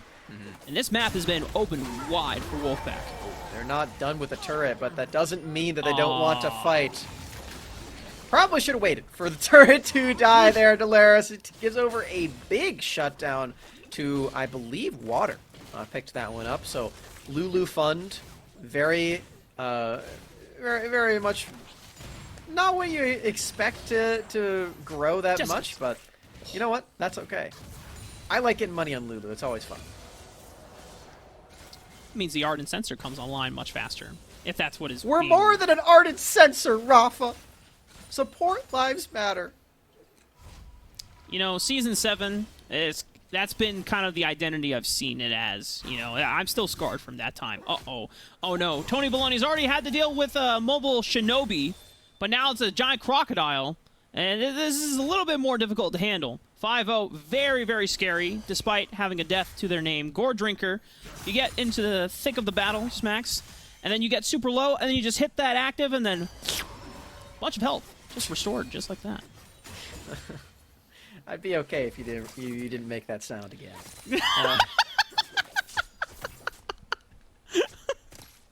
You don't like the casual just slurp for sound effects? I've heard that our voices are being projected over like a live like audience in a school, and I feel like what? Yeah, that's what Jacob told us. Oh, they're watching snap. us live. So I'm pretty sure that an entire like auditorium just heard you slurp. I'm very sorry to the live audience. Delaris now in the 2v2 with 5-0. This is a very strong crocodile and ninja combo. Ooh. They dive with impunity. Cat Girls and Cosmic Buffet fall to Delaris. Nice job. Delaris on this Akali is just so threatening, man. This is so scary to deal with if you're Castle View. Now, I love playing Akali. I don't know if I can make these plays, man. This guy is really crushing it, diving underneath turrets time and time again. Really, really impressive stuff here for Delaris. I'm loving the look on this champion. This is going to have to be a banned consideration in the third game. As we get to watch this again, and I'm just having so much fun. I don't even want to say anything. I just want to watch the beauty. Yeah. In the shroud. Oh man. The sounds of Akali gameplay, ladies and gentlemen. I like it. Shing. Great stuff for Delaris. And 5-0 even taking the turret to make sure that that is easily done. The perfect execution. Oh. Wait, Smacks. We have another Ocean Soul. How is this possible? Where? We'll get a cool soul eventually. Don't worry. Where's We're gonna the get Hex the Tech portals. Soul? Don't Where's worry. the Chem Tech Soul? Oh my god. It'll We're come getting eventually, I'm skamazed. Riot said that they would increase by a solid 20% of more Chem Tech Drakes and more Hex Tech Drakes and Souls as well. I want my money back, Smacks. Well, we have gotten individual drakes each time, so they didn't That's lie. not enough? They didn't lie.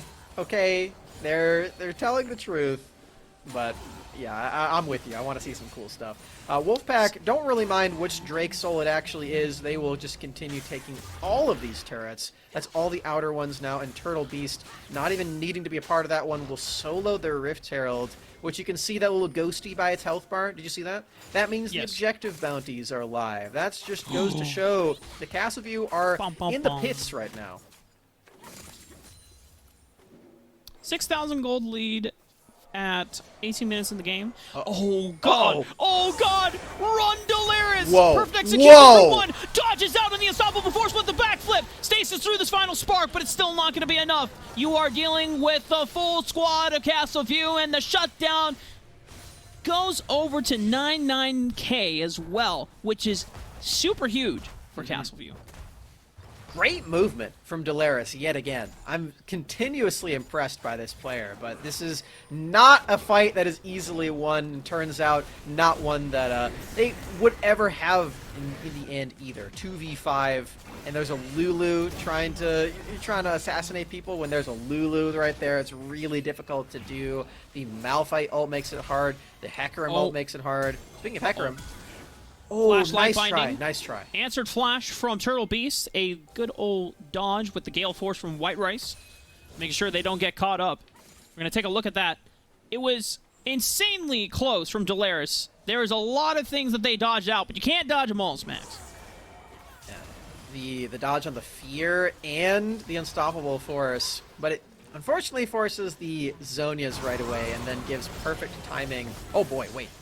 Oh no. Oh, we got more fights, but this time Wolfpack Legends, they are all together being able to fight as one unit, and Castleview just get eliminated. It's an ace for Wolfpack. This Dragon is available, the Baron's available, and just like that, maybe that small glimmer of hope for Castleview has been erased. Man, that fight started out with a double for 5-0 on this Renekton, and all the melee champions are getting in on the action. Turtle Beast, again, just left to solo these objectives, but perfectly okay doing it.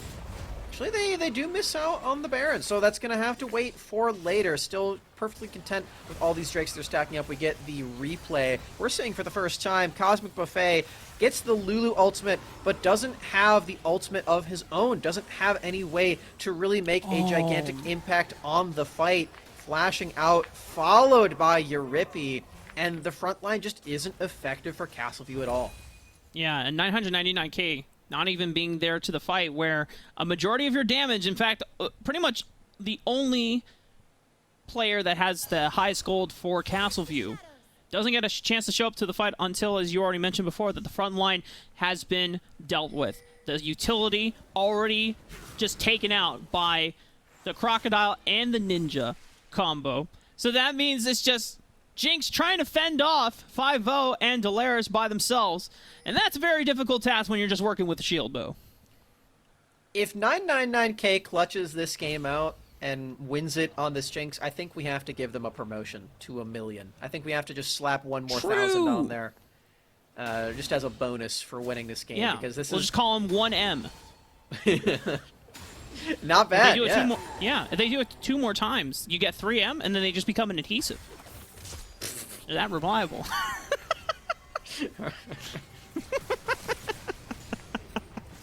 I'm sorry. No, that was a good one. Don't apologize. That was great. Some jokes that you make are just completely out of pocket. That one was solid. That one was just an A+ from me.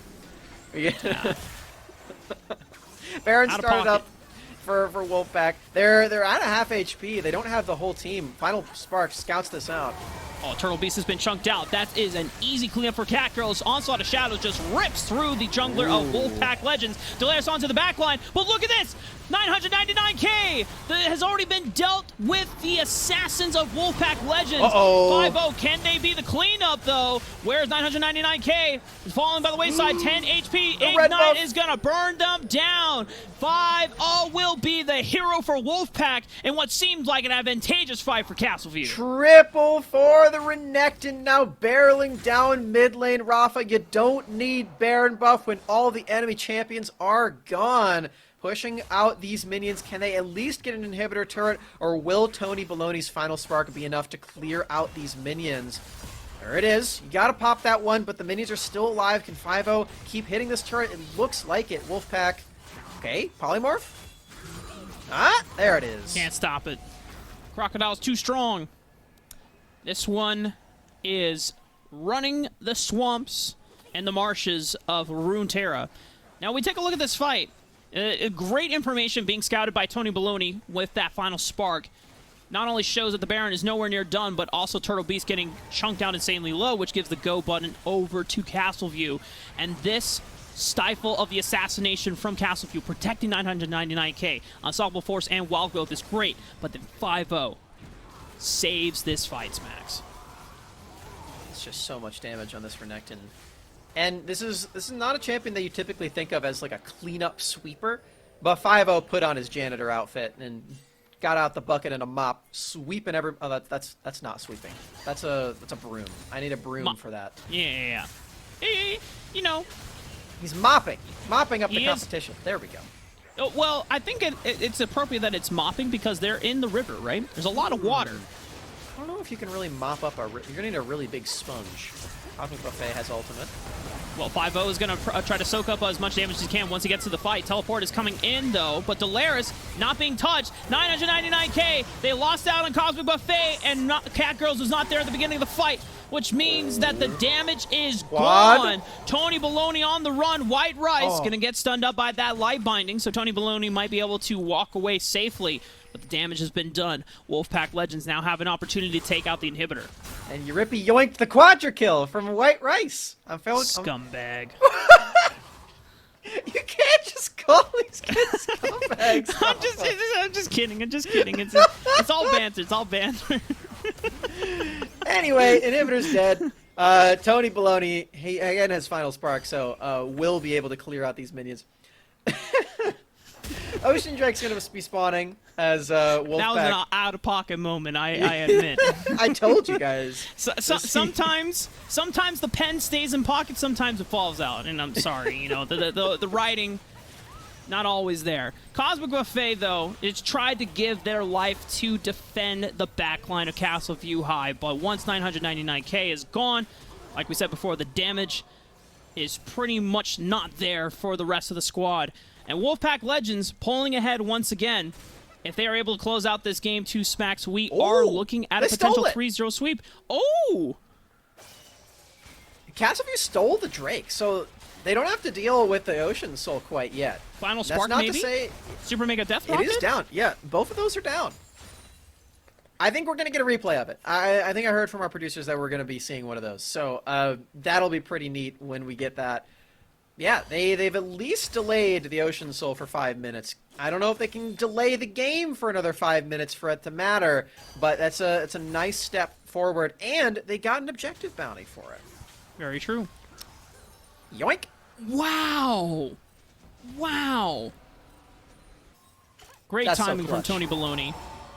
Delaris, engaging on the Catgirls, has to use the perfect execution, the second cast, just to escape. It's a lot of damage gone from Wolfpack Legends in terms of burst. But they still have finding ways to find a pick. Nice death sentence onto Waters. Going to force everyone else to come over the wall. Turtle Beast engaging with that Moonfall. Gets the flash out. The re-engage from Cosmic Buffet. Finds a two-man knockup with that unstoppable force. 999k still on the backline, but 5-0 has already found the entrance into the backline. 999k have to get away from this Ragnectin, but man, this Crocodile is strong, and he's got a bone to pick. He's already taken out the backline. Tony Baloney will be the savior once again, or I should say survivor. But can they be the savior? Because this is 5 people from Wolfpack Legends, Max, and I don't think it's going to be enough. Tony's been in this situation before where he's the only member left to stop the members from taking the base, but there's no final spark. There's no hope in this game 2, and it's Wolfpack taking us to game point here in this best of 5 finals. Wolfpack, 1 game away from closing out this series, from taking the Colorado High School Activities Association champion title. Now, if you're Castleview, we're going to remind those at home that we encouraged a lot of limit testing, a lot of experimentation to play with confidence. This is now, Castleview. They showed us strong team fighting prowess whenever the battle lines can be set up in their favor. So now going into Game 3, they need to find a way to shut down Delaris, shut down 5-0. And it's going to have to be a little bit more reliable because unfortunately for them, they no longer have do-overs. They no longer have remakes. Every game is just as important as the next because as soon as the next loss comes in, it is going to be in Wolfpack Legends, the ones that win the whole championship. When we come back, ladies and gentlemen, it is going to be Game 3. Match point on the line for Grandview High School. Wolfpack Legends, do they take it home tonight? Or do we see the potential of a reverse sweep? Find out when we come back from break.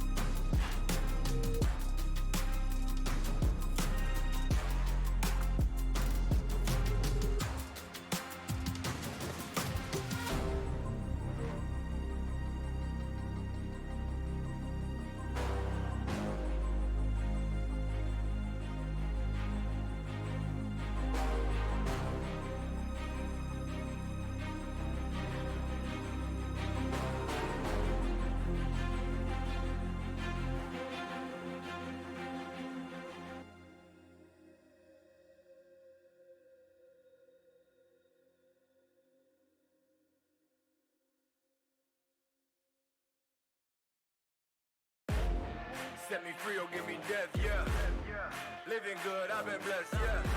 Shout out all my enemies, all the best. You can set me free or give me death, man, I'm on my way, yeah. Y'all can find out, you on timeout. You been dealing with the devil, where you sign at? Yeah, oh Lord, you getting financed. Me, I'm talking ownership, baby, that's where my mind at. Try that, yeah, me, I threw my money down. And you know that it's good, we can skip the run around. And I don't need no yes, man, I'm all the way down. Yo, and I am not for sale, that's in case you couldn't tell, but y'all know better now. You can set me free or give me death, yeah.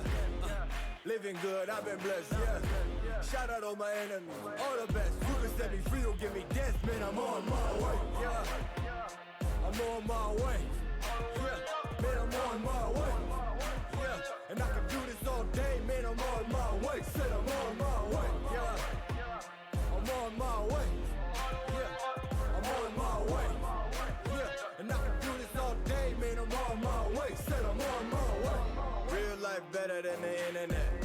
Keep what you been selling, I ain't into that. We are doing business, this is simple math. I invest, you know I get it back, you believe that? Yeah. They asking what the fame like, tell them hang tight. Let me holler when the pay right, put that on my damn life. You know I'm the man, right? Show them what the plan like, but y'all look slow, don't understand right, yeah. So tell me how you feel, baby, cause I've been working all the way up to a meal, baby. Yeah, man of the year, how I feel lately. You know the deal, baby, you know the drill, yeah, I'm on my way, yeah. I'm on my way, yeah, man, I'm on my way, yeah, and I can do this all day, man, I'm on my way, said I'm on my way, yeah, I'm on my way, yeah, I'm on my way, yeah, and I can do this all day, man, I'm on my way, said I'm on my way. You can set me free or give me death, yeah. You can set me free or give me death, yeah. Shout out all my enemies, all the best. You can set me free or give me death, man, I'm on my way. Living good, I've been blessed, yeah. Living good, I've been blessed, yeah. Shout out all my enemies, all the best. You can set me free or give me death, man, I'm on my way, yeah. I'm on my way, yeah. Man, I'm on my way, yeah. And I can do this all day, man, I'm on my way. Said I'm on my way, yeah. I'm on my way, yeah. I'm on my way, yeah. And I can do this all day, man, I'm on my way. Said I'm on my way.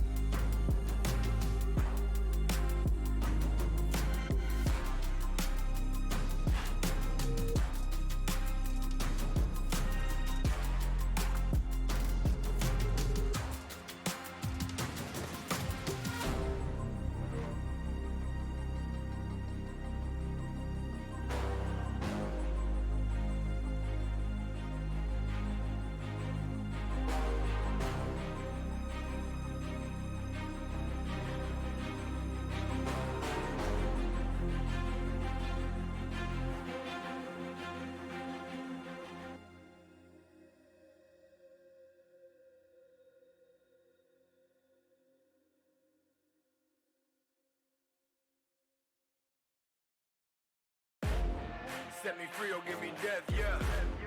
Living good, I've been blessed, yeah. Shout out all my enemies, all the best. You can set me free or give me death, man, I'm on my way, yeah. Game 3 is here, everyone. And that means match point for Wolfpack Legends representing Grandview High School. This is for the championship title of the Colorado High School Activities Association. One more game stands in the way between Wolfpack Legends and claiming that title. But for Castleview, if you are them, if you are fans of Castleview, then the long journey has begun, Smacks, because if they want that title, they're going to have to fight their way through 3 more victories. There's still hope. There's still an angle here for Castleview. They still have that last reverse sweep in the bag for them for sure. They'll definitely have this one. But yeah, for Wolfpack, they seem like they have been just on a rampage here. The Jarvan first pick, really interesting to me. Just maybe just not wanting to play 3 games of the Hecarim in a row, or the Diana, excuse me, the Diana in a row. Moving over to Jarvan instead. This is actually a huge change-up. So that Castleview taking red side draft, wanting to save 2 power picks on their end, meaning that I think they're going away from the Hecarim. If they've locked in the Kaisa and they don't want to all in on a kind of death ball around just one in the Jinx. This Lilia, though, switches up everything. Very curious Lilia pick here. Likely going in the jungle, can go lanes, but that's what we're going to be assuming right now. Lots of magic damage on this composition so far. Kaisa, as the AD carry, does provide lots of magic damage there. And you still do have that death ball possibility, as you have the Lilting Lullaby to put everybody to sleep. It's just not the same as something like a Hecarim that provides a lot of that disruption and just movement around with the fear and the knockback. You're keeping everyone stationary and you're trying to be in the middle of it all the time. It's sometimes difficult to do when you're locked into something like a Cataclysm or the box from Thresh. Aphelios Thresh, though, is the combination being spun here. White Rice is going to be his or their 3rd champion they've picked during the series. Whoa! All different ones, and whoa, that is one Colossus of a tank that Castleview have locked in. I like the TFT pun there. Very nice. The keenness is gigantic, like you said before. Thresh and Jarvan do not have an easy time dealing with Scion. And Aphelios, you really do need things like the cut down, Lord Dominic's regards, like these items that can shred through a tank that you don't necessarily want to have in the early game, but are essential to have later. Do give a lot of leeway for something like a Kaisa, so you don't have to deal with as much power in the early game. You do still have to deal with Eurypes Thresh, which looked really, really good in those team fights in the last game. Very impressive stuff. And, why not try to counterpick that one? Going for the Nautilus, a really classic pair with Kaisa. In the past, they went with a Mumu. They shifted on over to an Enchanter support, trying to buff up 999k.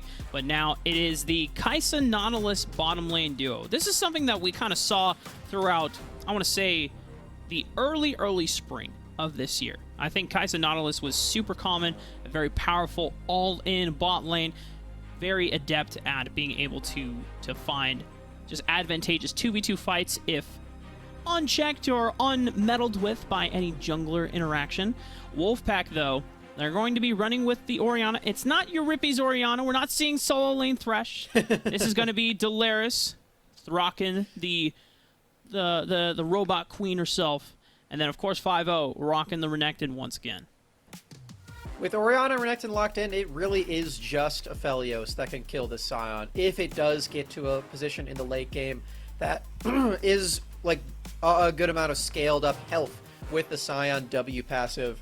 And now with Ziggs on top of it, Castleview have a really solid front to back just with Scion and Ziggs alone. Like, these two champions by themselves can be just unbeatable. You have just relentless damage from the Ziggs behind a ruthless wall of a champion here for the Scion. Those two champions have a lot of synergy built together, and then you've got the rest of this composition that has the Lilia sleep to keep in mind, the Kai'Sa, you know, dashing around with the killer instinct, and the Nautilus providing a lot of early game power to this Kai'Sa too. I again really like the way the Castleview are building their compositions around. It just hasn't all come together in the way that I would have liked, or that they would have liked to, in these games so far.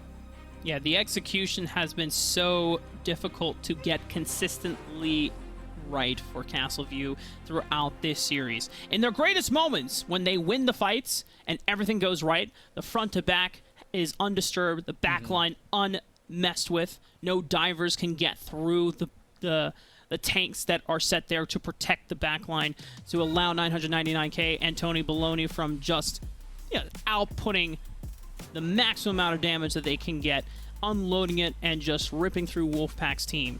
It never works out that way 100% of the time, because Wolfpack, they identify that if they play into Castleview's playstyle, they're going to lose every single time. So they have to find flanks. They have to find ways to catch Castleview off guard before they have time to set up.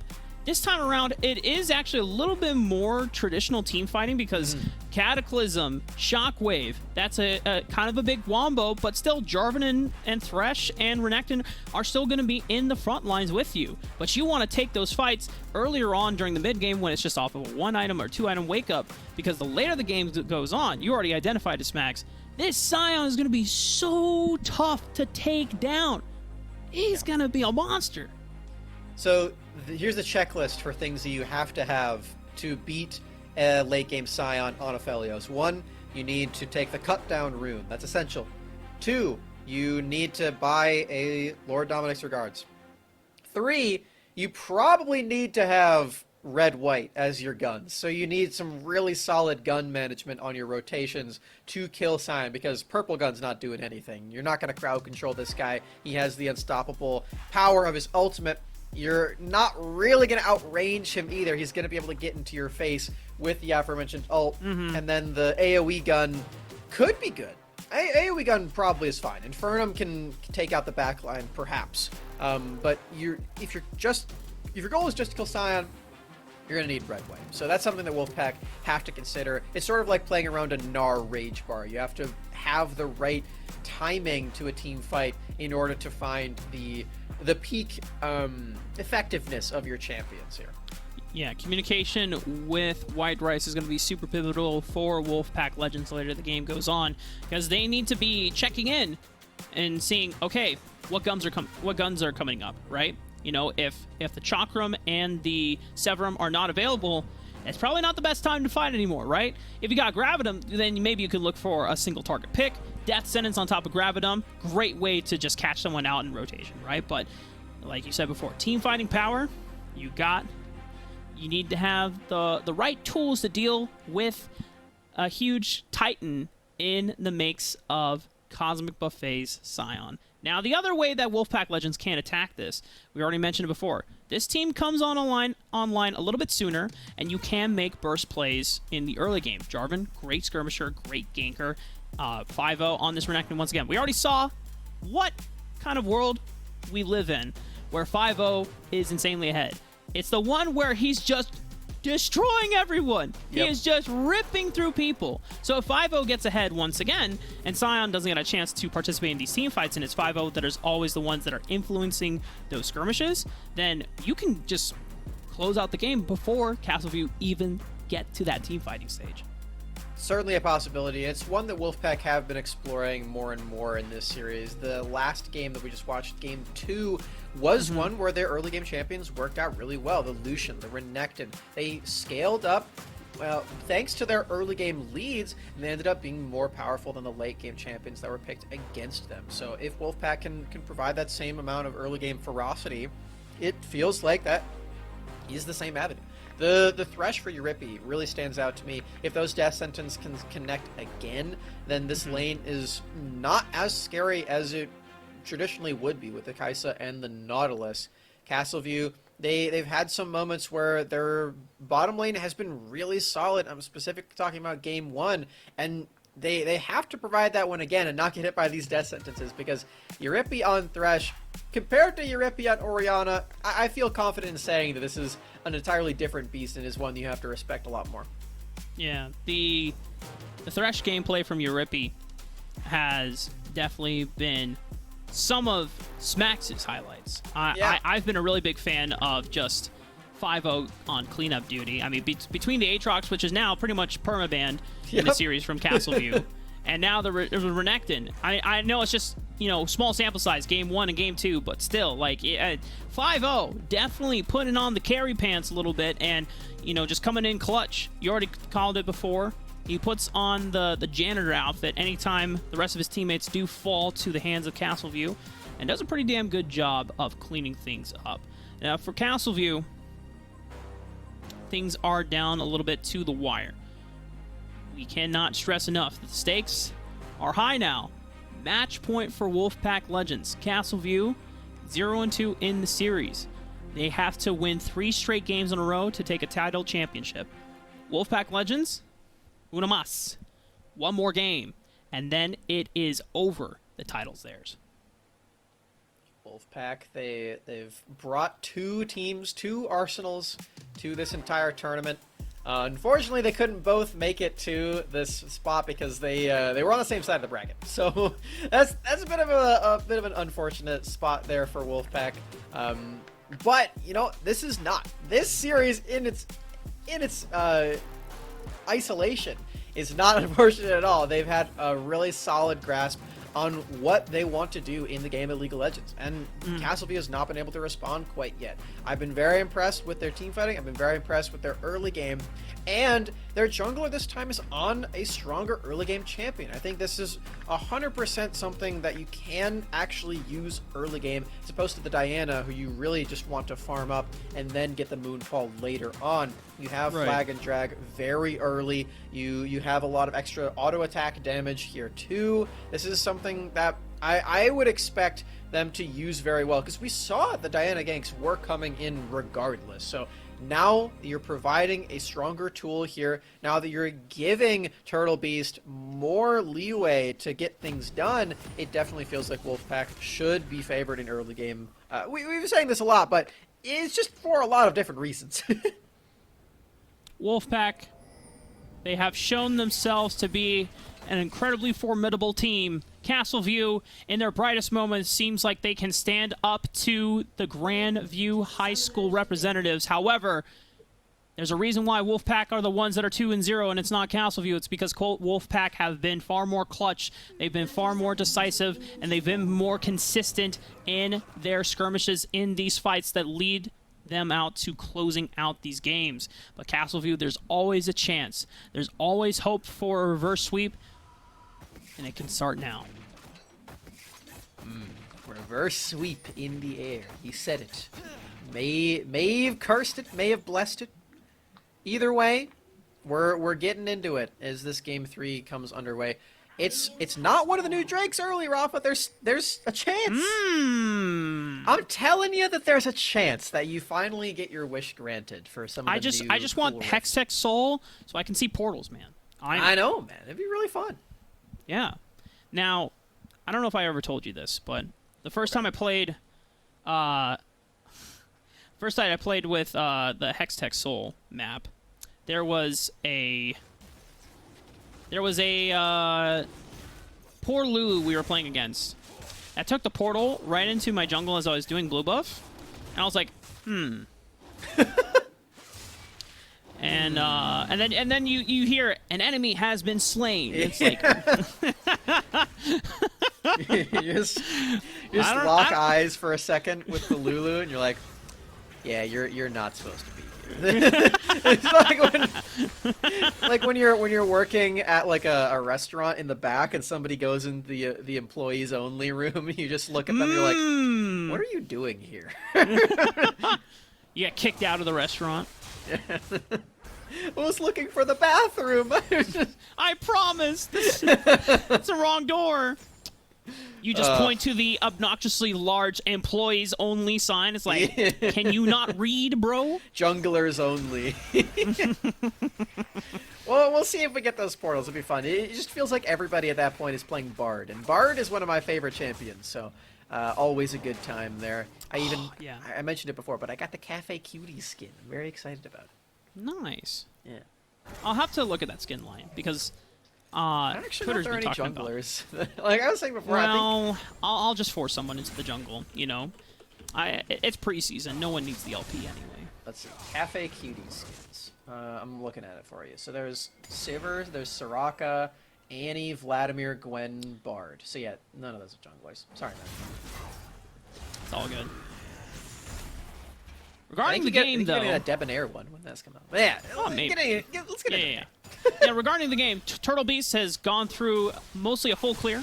Now looking for a gank on the Tony Baloney. Satchel Charge is there trying to get the escape out so that they don't have to burn the flash. However, it is a lot of HP down onto the mid laner. Yeah. It's going to burn through the refillable pots. Yeah, so much HP used there with Tony Baloney. Ooh, moving into this jungle. Let's see if Cat Girls can scope this out and take this crab. Not likely. Turtle Beast already had that so low.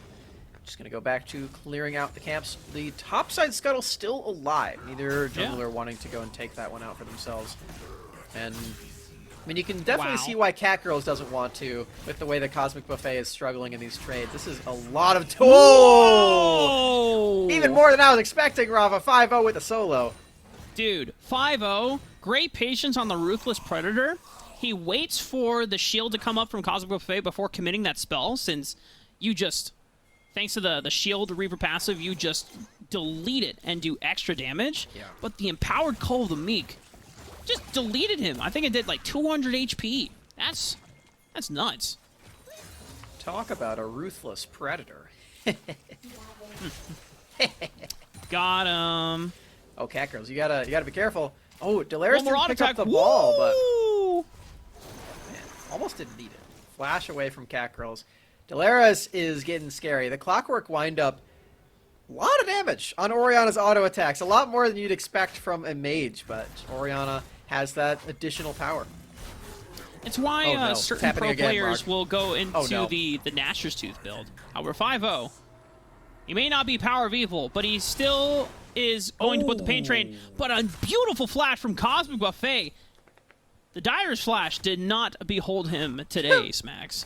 That's the second Dyrus reference today from you. Wow. Dude, I love Dyrus, man. He was one of the players that I first got to know when, you know, getting into League of Legends.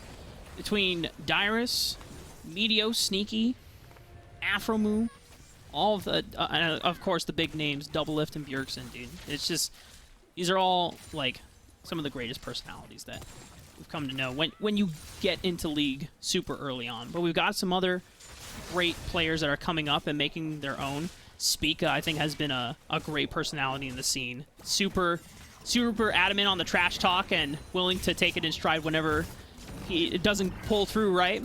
And, you know, the nice thing about Play versus High School Championships, one of those players, whether it's in this state championship or any of the others that Play versus is covering throughout the next couple of weeks, one of those players could make their way to a university team, an amateur team, or even an academy team. They could be on the LCS stage one day.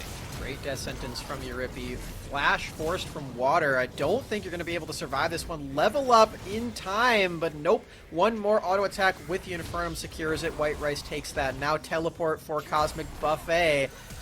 Excellent slam onto Euripi. Forces the flash. Ooh, okay. Spreading all of the gravitum onto all of the members. And then the Wombo combo with the shockwave. That's a full ace, Rafa. 5-0. Including the zombie, of course, as we already were 1-0. But man, oh man. Wolfpack. That's nuts.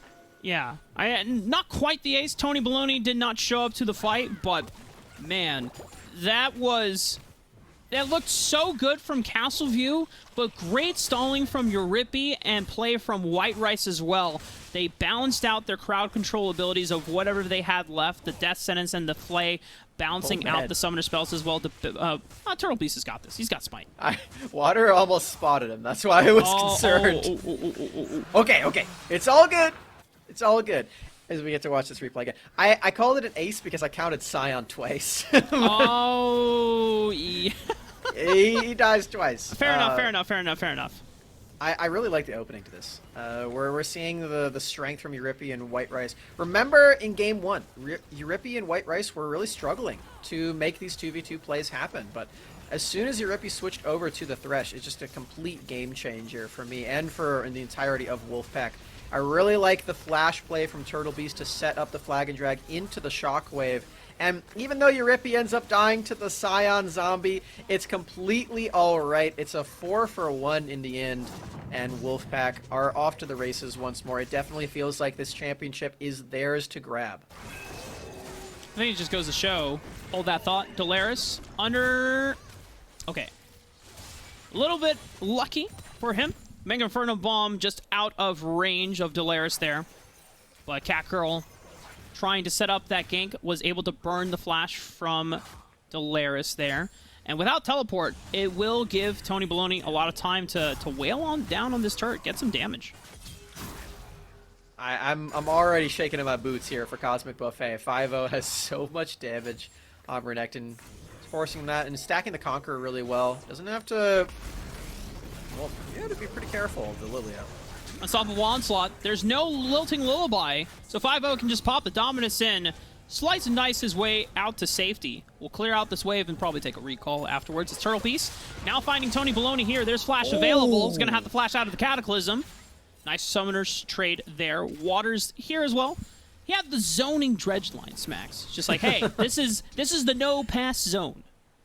Yeah, you must be this tall to ride. Tony Baloney gets out. I feel like we should call him Patogna Bologna at least once. Patogna Bologna? You know, that would be nice. God, under the tower, too. I mean, Catgirls is here.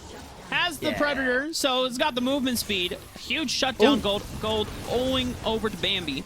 However, Euripi... Oh, no. Okay, White Rice is going to throw out the Moonlight Vigil. It's not enough damage to take down Water. So Wolfpack Legends, duo lane, definitely very powerful. Getting a little over ambitious. We're taking too many turret shots. Well played from Castleview being able to stall that one out. Good stuff for Castleviews in the bottom lane. You can see that 999k is very far behind in terms of the gold, and any kill will help out tremendously. Getting picked up. That's going to be a nice extra dividend for the mythic item being completed. See already the AD components of the Kraken Slayer most likely picked up. Watch it on the replay also. We're going up top first because we get to see this solo kill again for 5-0. Ah, man, this guy is crazy on Renekton. He just knows his limits well. However, cannot always account for the very fast deer that just comes, or are they a fawn? Lil is technically a fawn, right? I thought, well, because fawn is like the mythical creature, right? Yeah. It's like a centaur.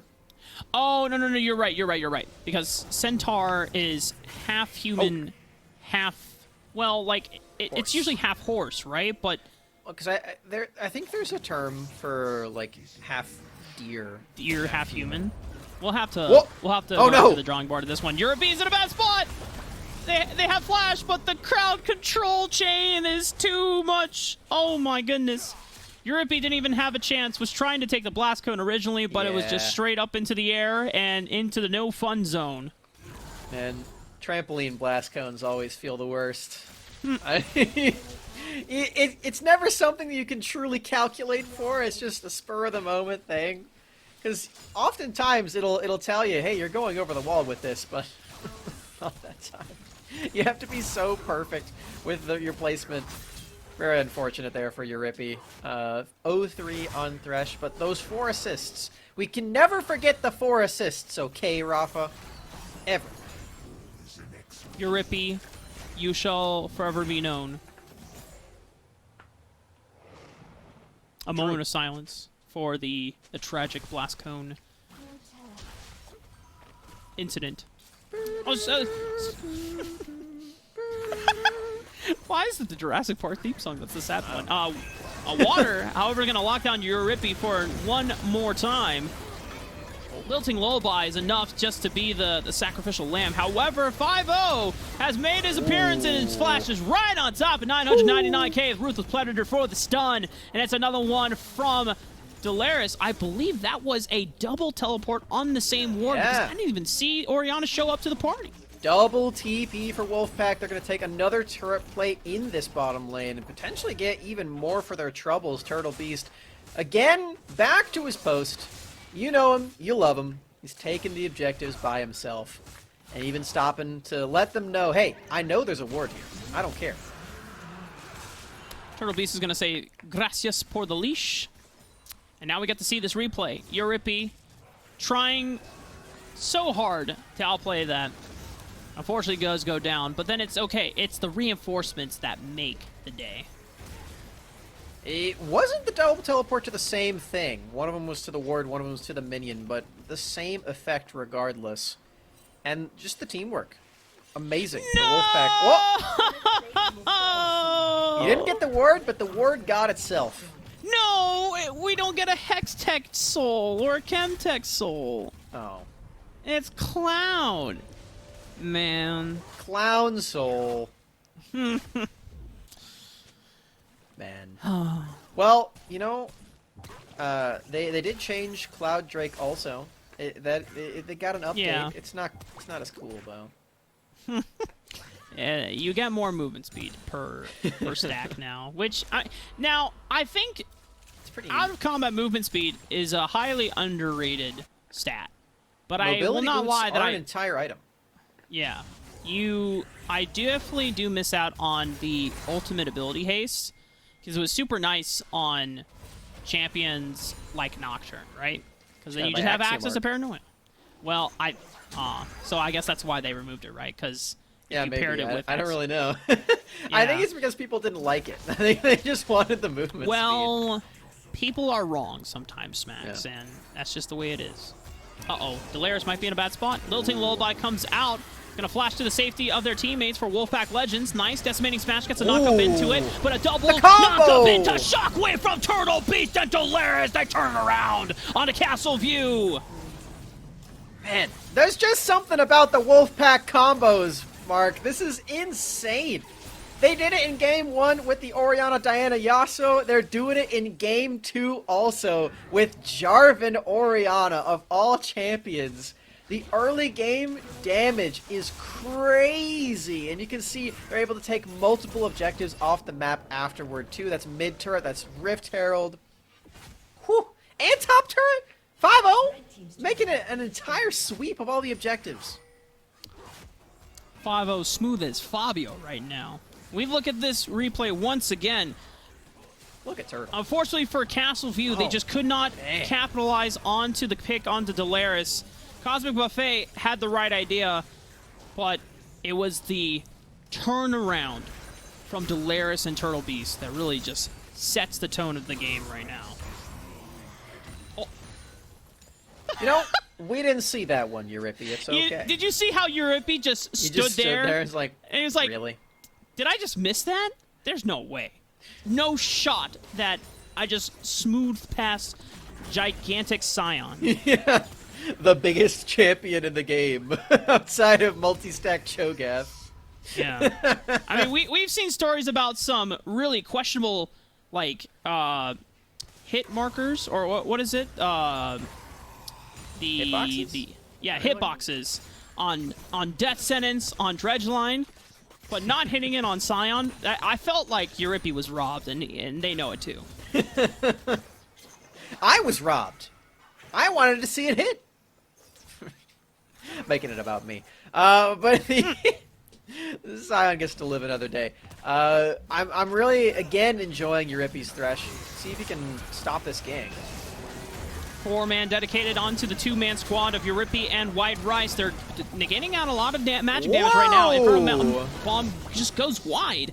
Castle View High School still don't get anyone down. They lose Catgirls and the reinforcements. This is the power of Wolfpack Legends, ladies and gentlemen. This is the power of Grandview High School. 999K is able to answer back, picks up Euripi and White Rice, but the overall advantage will go to Grandview. Not bad for 999K. Picks up a solid shutdown onto White Rice, but again, the combination plays for Wolfpack are the difference maker, are the things that are winning them this game and this series. Rift Herald dodging out on the auto attack from Cosmic Buffet. Crazy stuff as Delaris really wants this turret. Gonna die for it. You know, I think that was a good play from the Observer right there. Just wanting to avoid the unfortunate passing of Delaris right there because, you know, they gave their life to make sure that the turret would fall. Now, watching this fight over, just once again, it just seems like the duo of Euripi and White Rice are so hard to lock down, even with all this crowd control. That dodge from White Rice on the Super Mega Death Rocket, or the Ziggs version of that was crazy. Oh, Euripi's dead. We're back in it, Max. It looks like they've already eliminated Euripi. Might have taken an one death sentence too many over the wall when the rest of the team was ready to be on the same play. There's no Cataclysm available. Delaris is not quite to the fight yet. Has teleport available, but Wolfpack Legends are going to save it for a future fight. Castleview will pick up their first dragon of the game. They are still trying to come from behind a 5,000, 6,000 gold deficit, but never say never, Smacks. Never ever. They've got the scaling. They've got this Ziggs. Gonna be hurt. And with the double control ward in that Drake pit, it was really hard for Wolfpack to get any vision on that too. I really liked the vision control from Castleview. You know, you think of dropping 2 wards in the same spot, usually like, oops, our team wasted a ward. But no, it's actually really good to do in those instances, because then you effectively just double the health bar of your ward. And you get to cover more of the pit, because sometimes Drake pit can be really tricky to actually see the whole thing with their wards. So this just ensures that the pit is there, Smacks. Yes, they're just exactly. Like, you think you can contest it? Nah. Look at our ward coverage. You really want to catch all this smoke? You don't want it. You don't want this fog of war, Smacks. Why stop there? Why not just place 5 control wards in the pit, and then your ward has 20 HP? You probably shouldn't do that. You were ready to commit, and you're just like, no, never mind. All right, we're going a little too overboard. Wolfpack Legends, almost 20 minutes into the game, still maintaining solid 6,000 gold lead ahead. Castleview, power spikes, or 2 item spikes coming in for 5-0, as well as White Rice. You can see, thanks to our awesome observers, we have our gold leads where White Rice is 2,000 above 999K. Oh. But the objective bounties are online, and that's a beautiful one to pick up for Castleview. You know what, Rafa? The perfect champion in League of Legends to deal with objective bounties is Ziggs. And I'll tell you why. He is the late game champion that can stall the best, and he is the champion that kills turrets the fastest. So, with Ziggs, you get to late game, you kill all the minions, you get 300 farm, you have your full build, and then you just go up and attack a turret once and it's dead. Yep. Now, do you know what the counter into that is?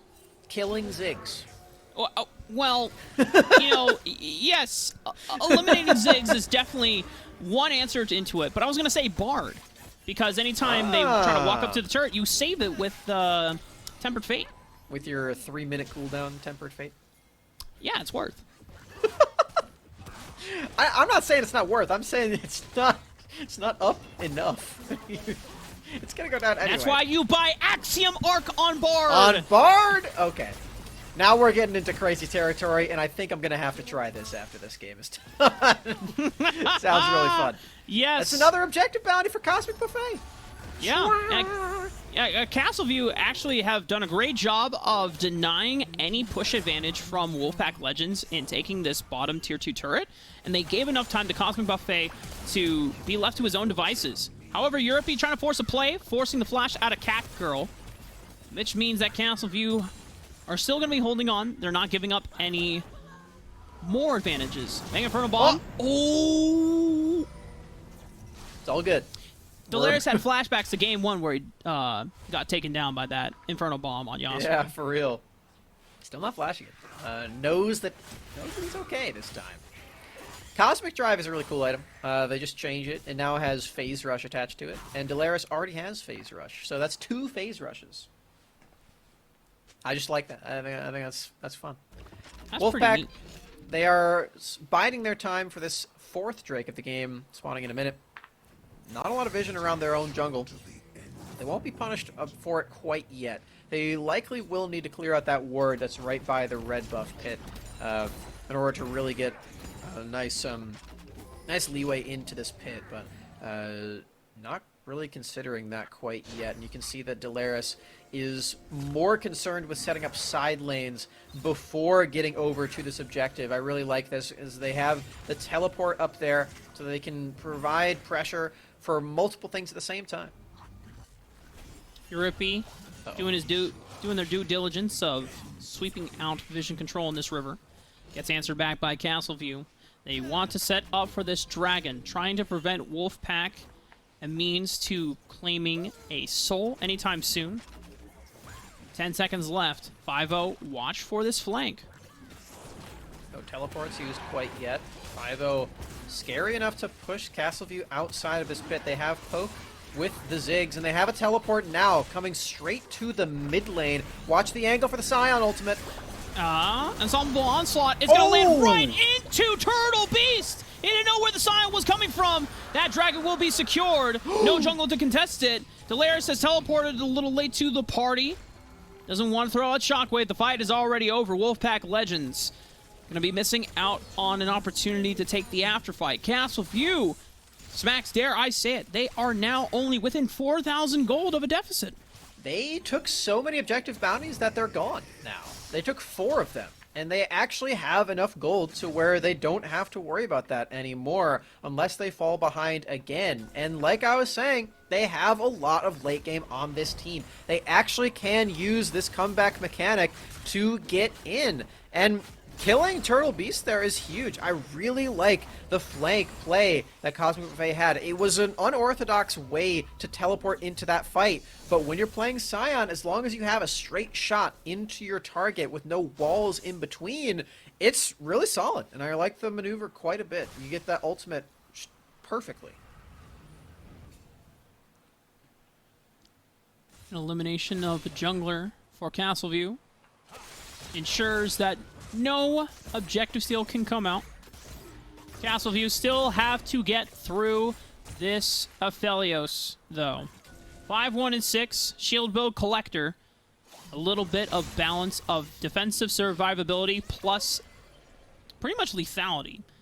And the ability to just delete 999k or Tony Baloney if they get a little too close. But Tony Baloney is stacking a lot of HP, Leandries and Demonic Embrace, and as you already mentioned before, the new passive from Demonic Embrace giving you bonus, I want to say it's bonus health equated to ability power. It's the other way. Oh, it's the other way. It's bonus AP for your health. Oh, okay. So You get therefore, more damage. okay. It is all about rewarding those who stack HP and durability, and by giving them extra damage so that you don't lose out on the damage you would have purchased. It's the build that Tony went for last game, too. He went for the Morellonomicon as the 3rd item to complete this, so you have a lot of ability power, you have a lot of health, and utility, too. So I really liked the build that we saw there. I feel like it's pretty solid on really multiple champions, I feel like. I like the idea behind it. You get a lot of burn damage, and the healing reduction is really good.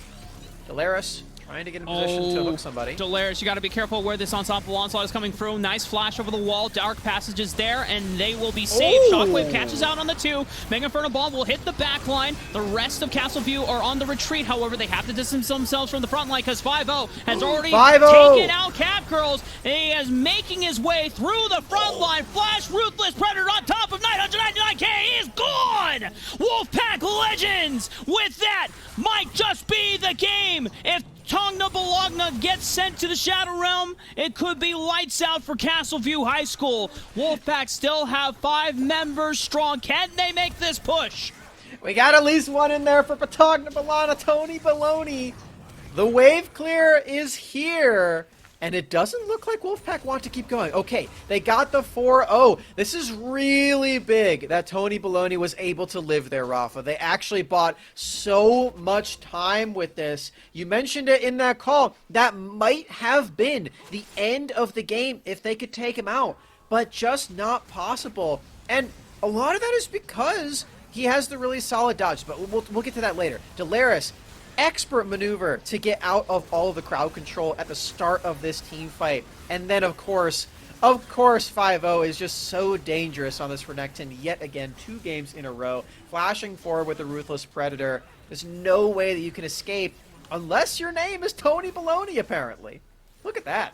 Yeah, clutch satchel charge escapes what could have been the end of the series and the championship title going over to Grandview. However, we're back to live, and water's already gone. Castleview must have been picked off here by Wolfpack Legends. 5,000 HP on the Baron. 999k has arrived to the party, but Catgirls does not have a way to get into the Baron. Bang in front of bomb, but Turtle Beast will secure it with the smite. Wolfpack Legends now have the Baron buff online. And I can imagine they can split up their resources, they can start going down multiple lanes and getting as much turret pressure as possible. Baron is a phenomenal way to make sure that Zig's wave clear doesn't land its mark as well. You can see those bombs not dealing nearly enough damage. You need to have the help of the Scion and the Kaisa to take those out. European 5-0 are in a dangerous, dangerous spot.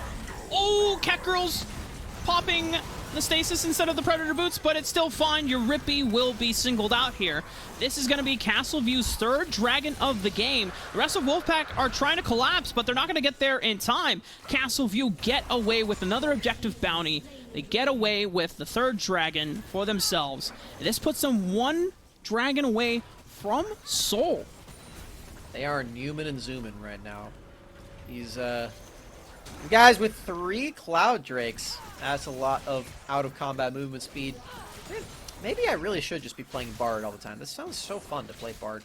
I'm gonna play Axiom Arc Bard definitely after this. We've got Castleview now. Another Drake puts them at 3 in a row. They still have this Ziggs holding out strong, holding out hope for the squad. Just delay the advances of Wolfpack. But again, like I was saying before, the wave clear just is not effective against Baron. You have to make sure that everyone is there and present to stop all of the minions from coming through, because Tony Baloney just isn't going to be able to do anything about it. Castleview, thankfully for them, will not see the destruction of their inhibitor turrets. They only give up the 2nd tier turret in that bottom lane. Wolfpack Legends take a couple recalls here on top of Onslaught, looking for the pick. Euripi. Well, the flash comes out. Gets knocked out by this decimating smash. The rest of Wolfpack Legends are not here. Euripi will not go down, though. A well-timed Locket Shield keeps him alive, but the Mega Inferno Bomb is what will be the sealing of a done deal for Euripa. Tony Baloney, however, can he still put out damage? Cataclysm locks him up. Satchel Charge gets him out of the Cataclysm. But look at the backline. Look at White Rise just shredding through the team. Infernum and Severum guns online. It's a triple. White Rise flashing It's a forward. quadra. It's a quadra. It's the Penta. No! The behead. Delaris, the Penta Thief, denies their teammate the pentakill, the end-all be-all to close out what will be the championship title going over to the Wolfpack Legends. Congratulations to Grandview High School, their amazing program for sending not 1 but 2 teams in the top 4 from their school, and their number 1 team, their varsity team, will be the one that will represent Colorado proud as your Colorado High School Activities Association Grand Champions. As soon as they take this turret in the Nexus, what they're gonna be able to do it, there it is. White Rice secures it, gets that 50 gold, even though he was denied the pentakill. Still kind of bitter about that. But no, It's a win's bittersweet win. moment. Oh man.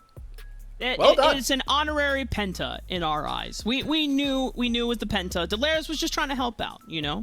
There's either mentality of Delaris was helping out and just did accidentally a little bit more damage, or Delaris did the good old gotta earn pentas in this household, boy.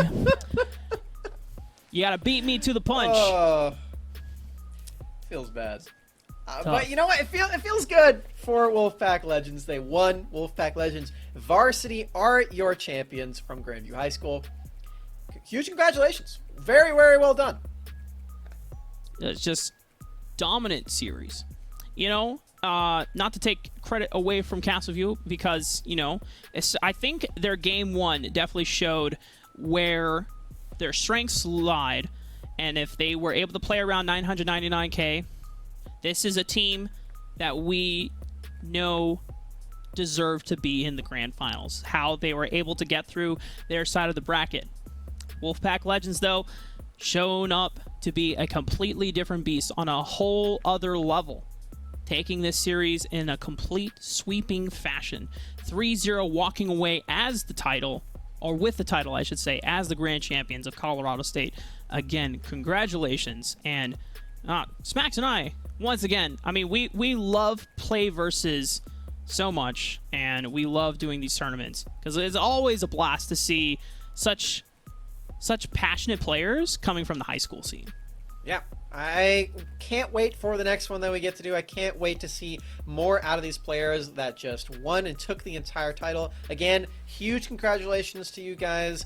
And I'm excited for more high school play. We're back in season, Rafa. We're back in the thick of it and getting to see more of these best of series for these players. I'm so excited. Can't wait for the next one. And yeah, thank you so much. Yeah.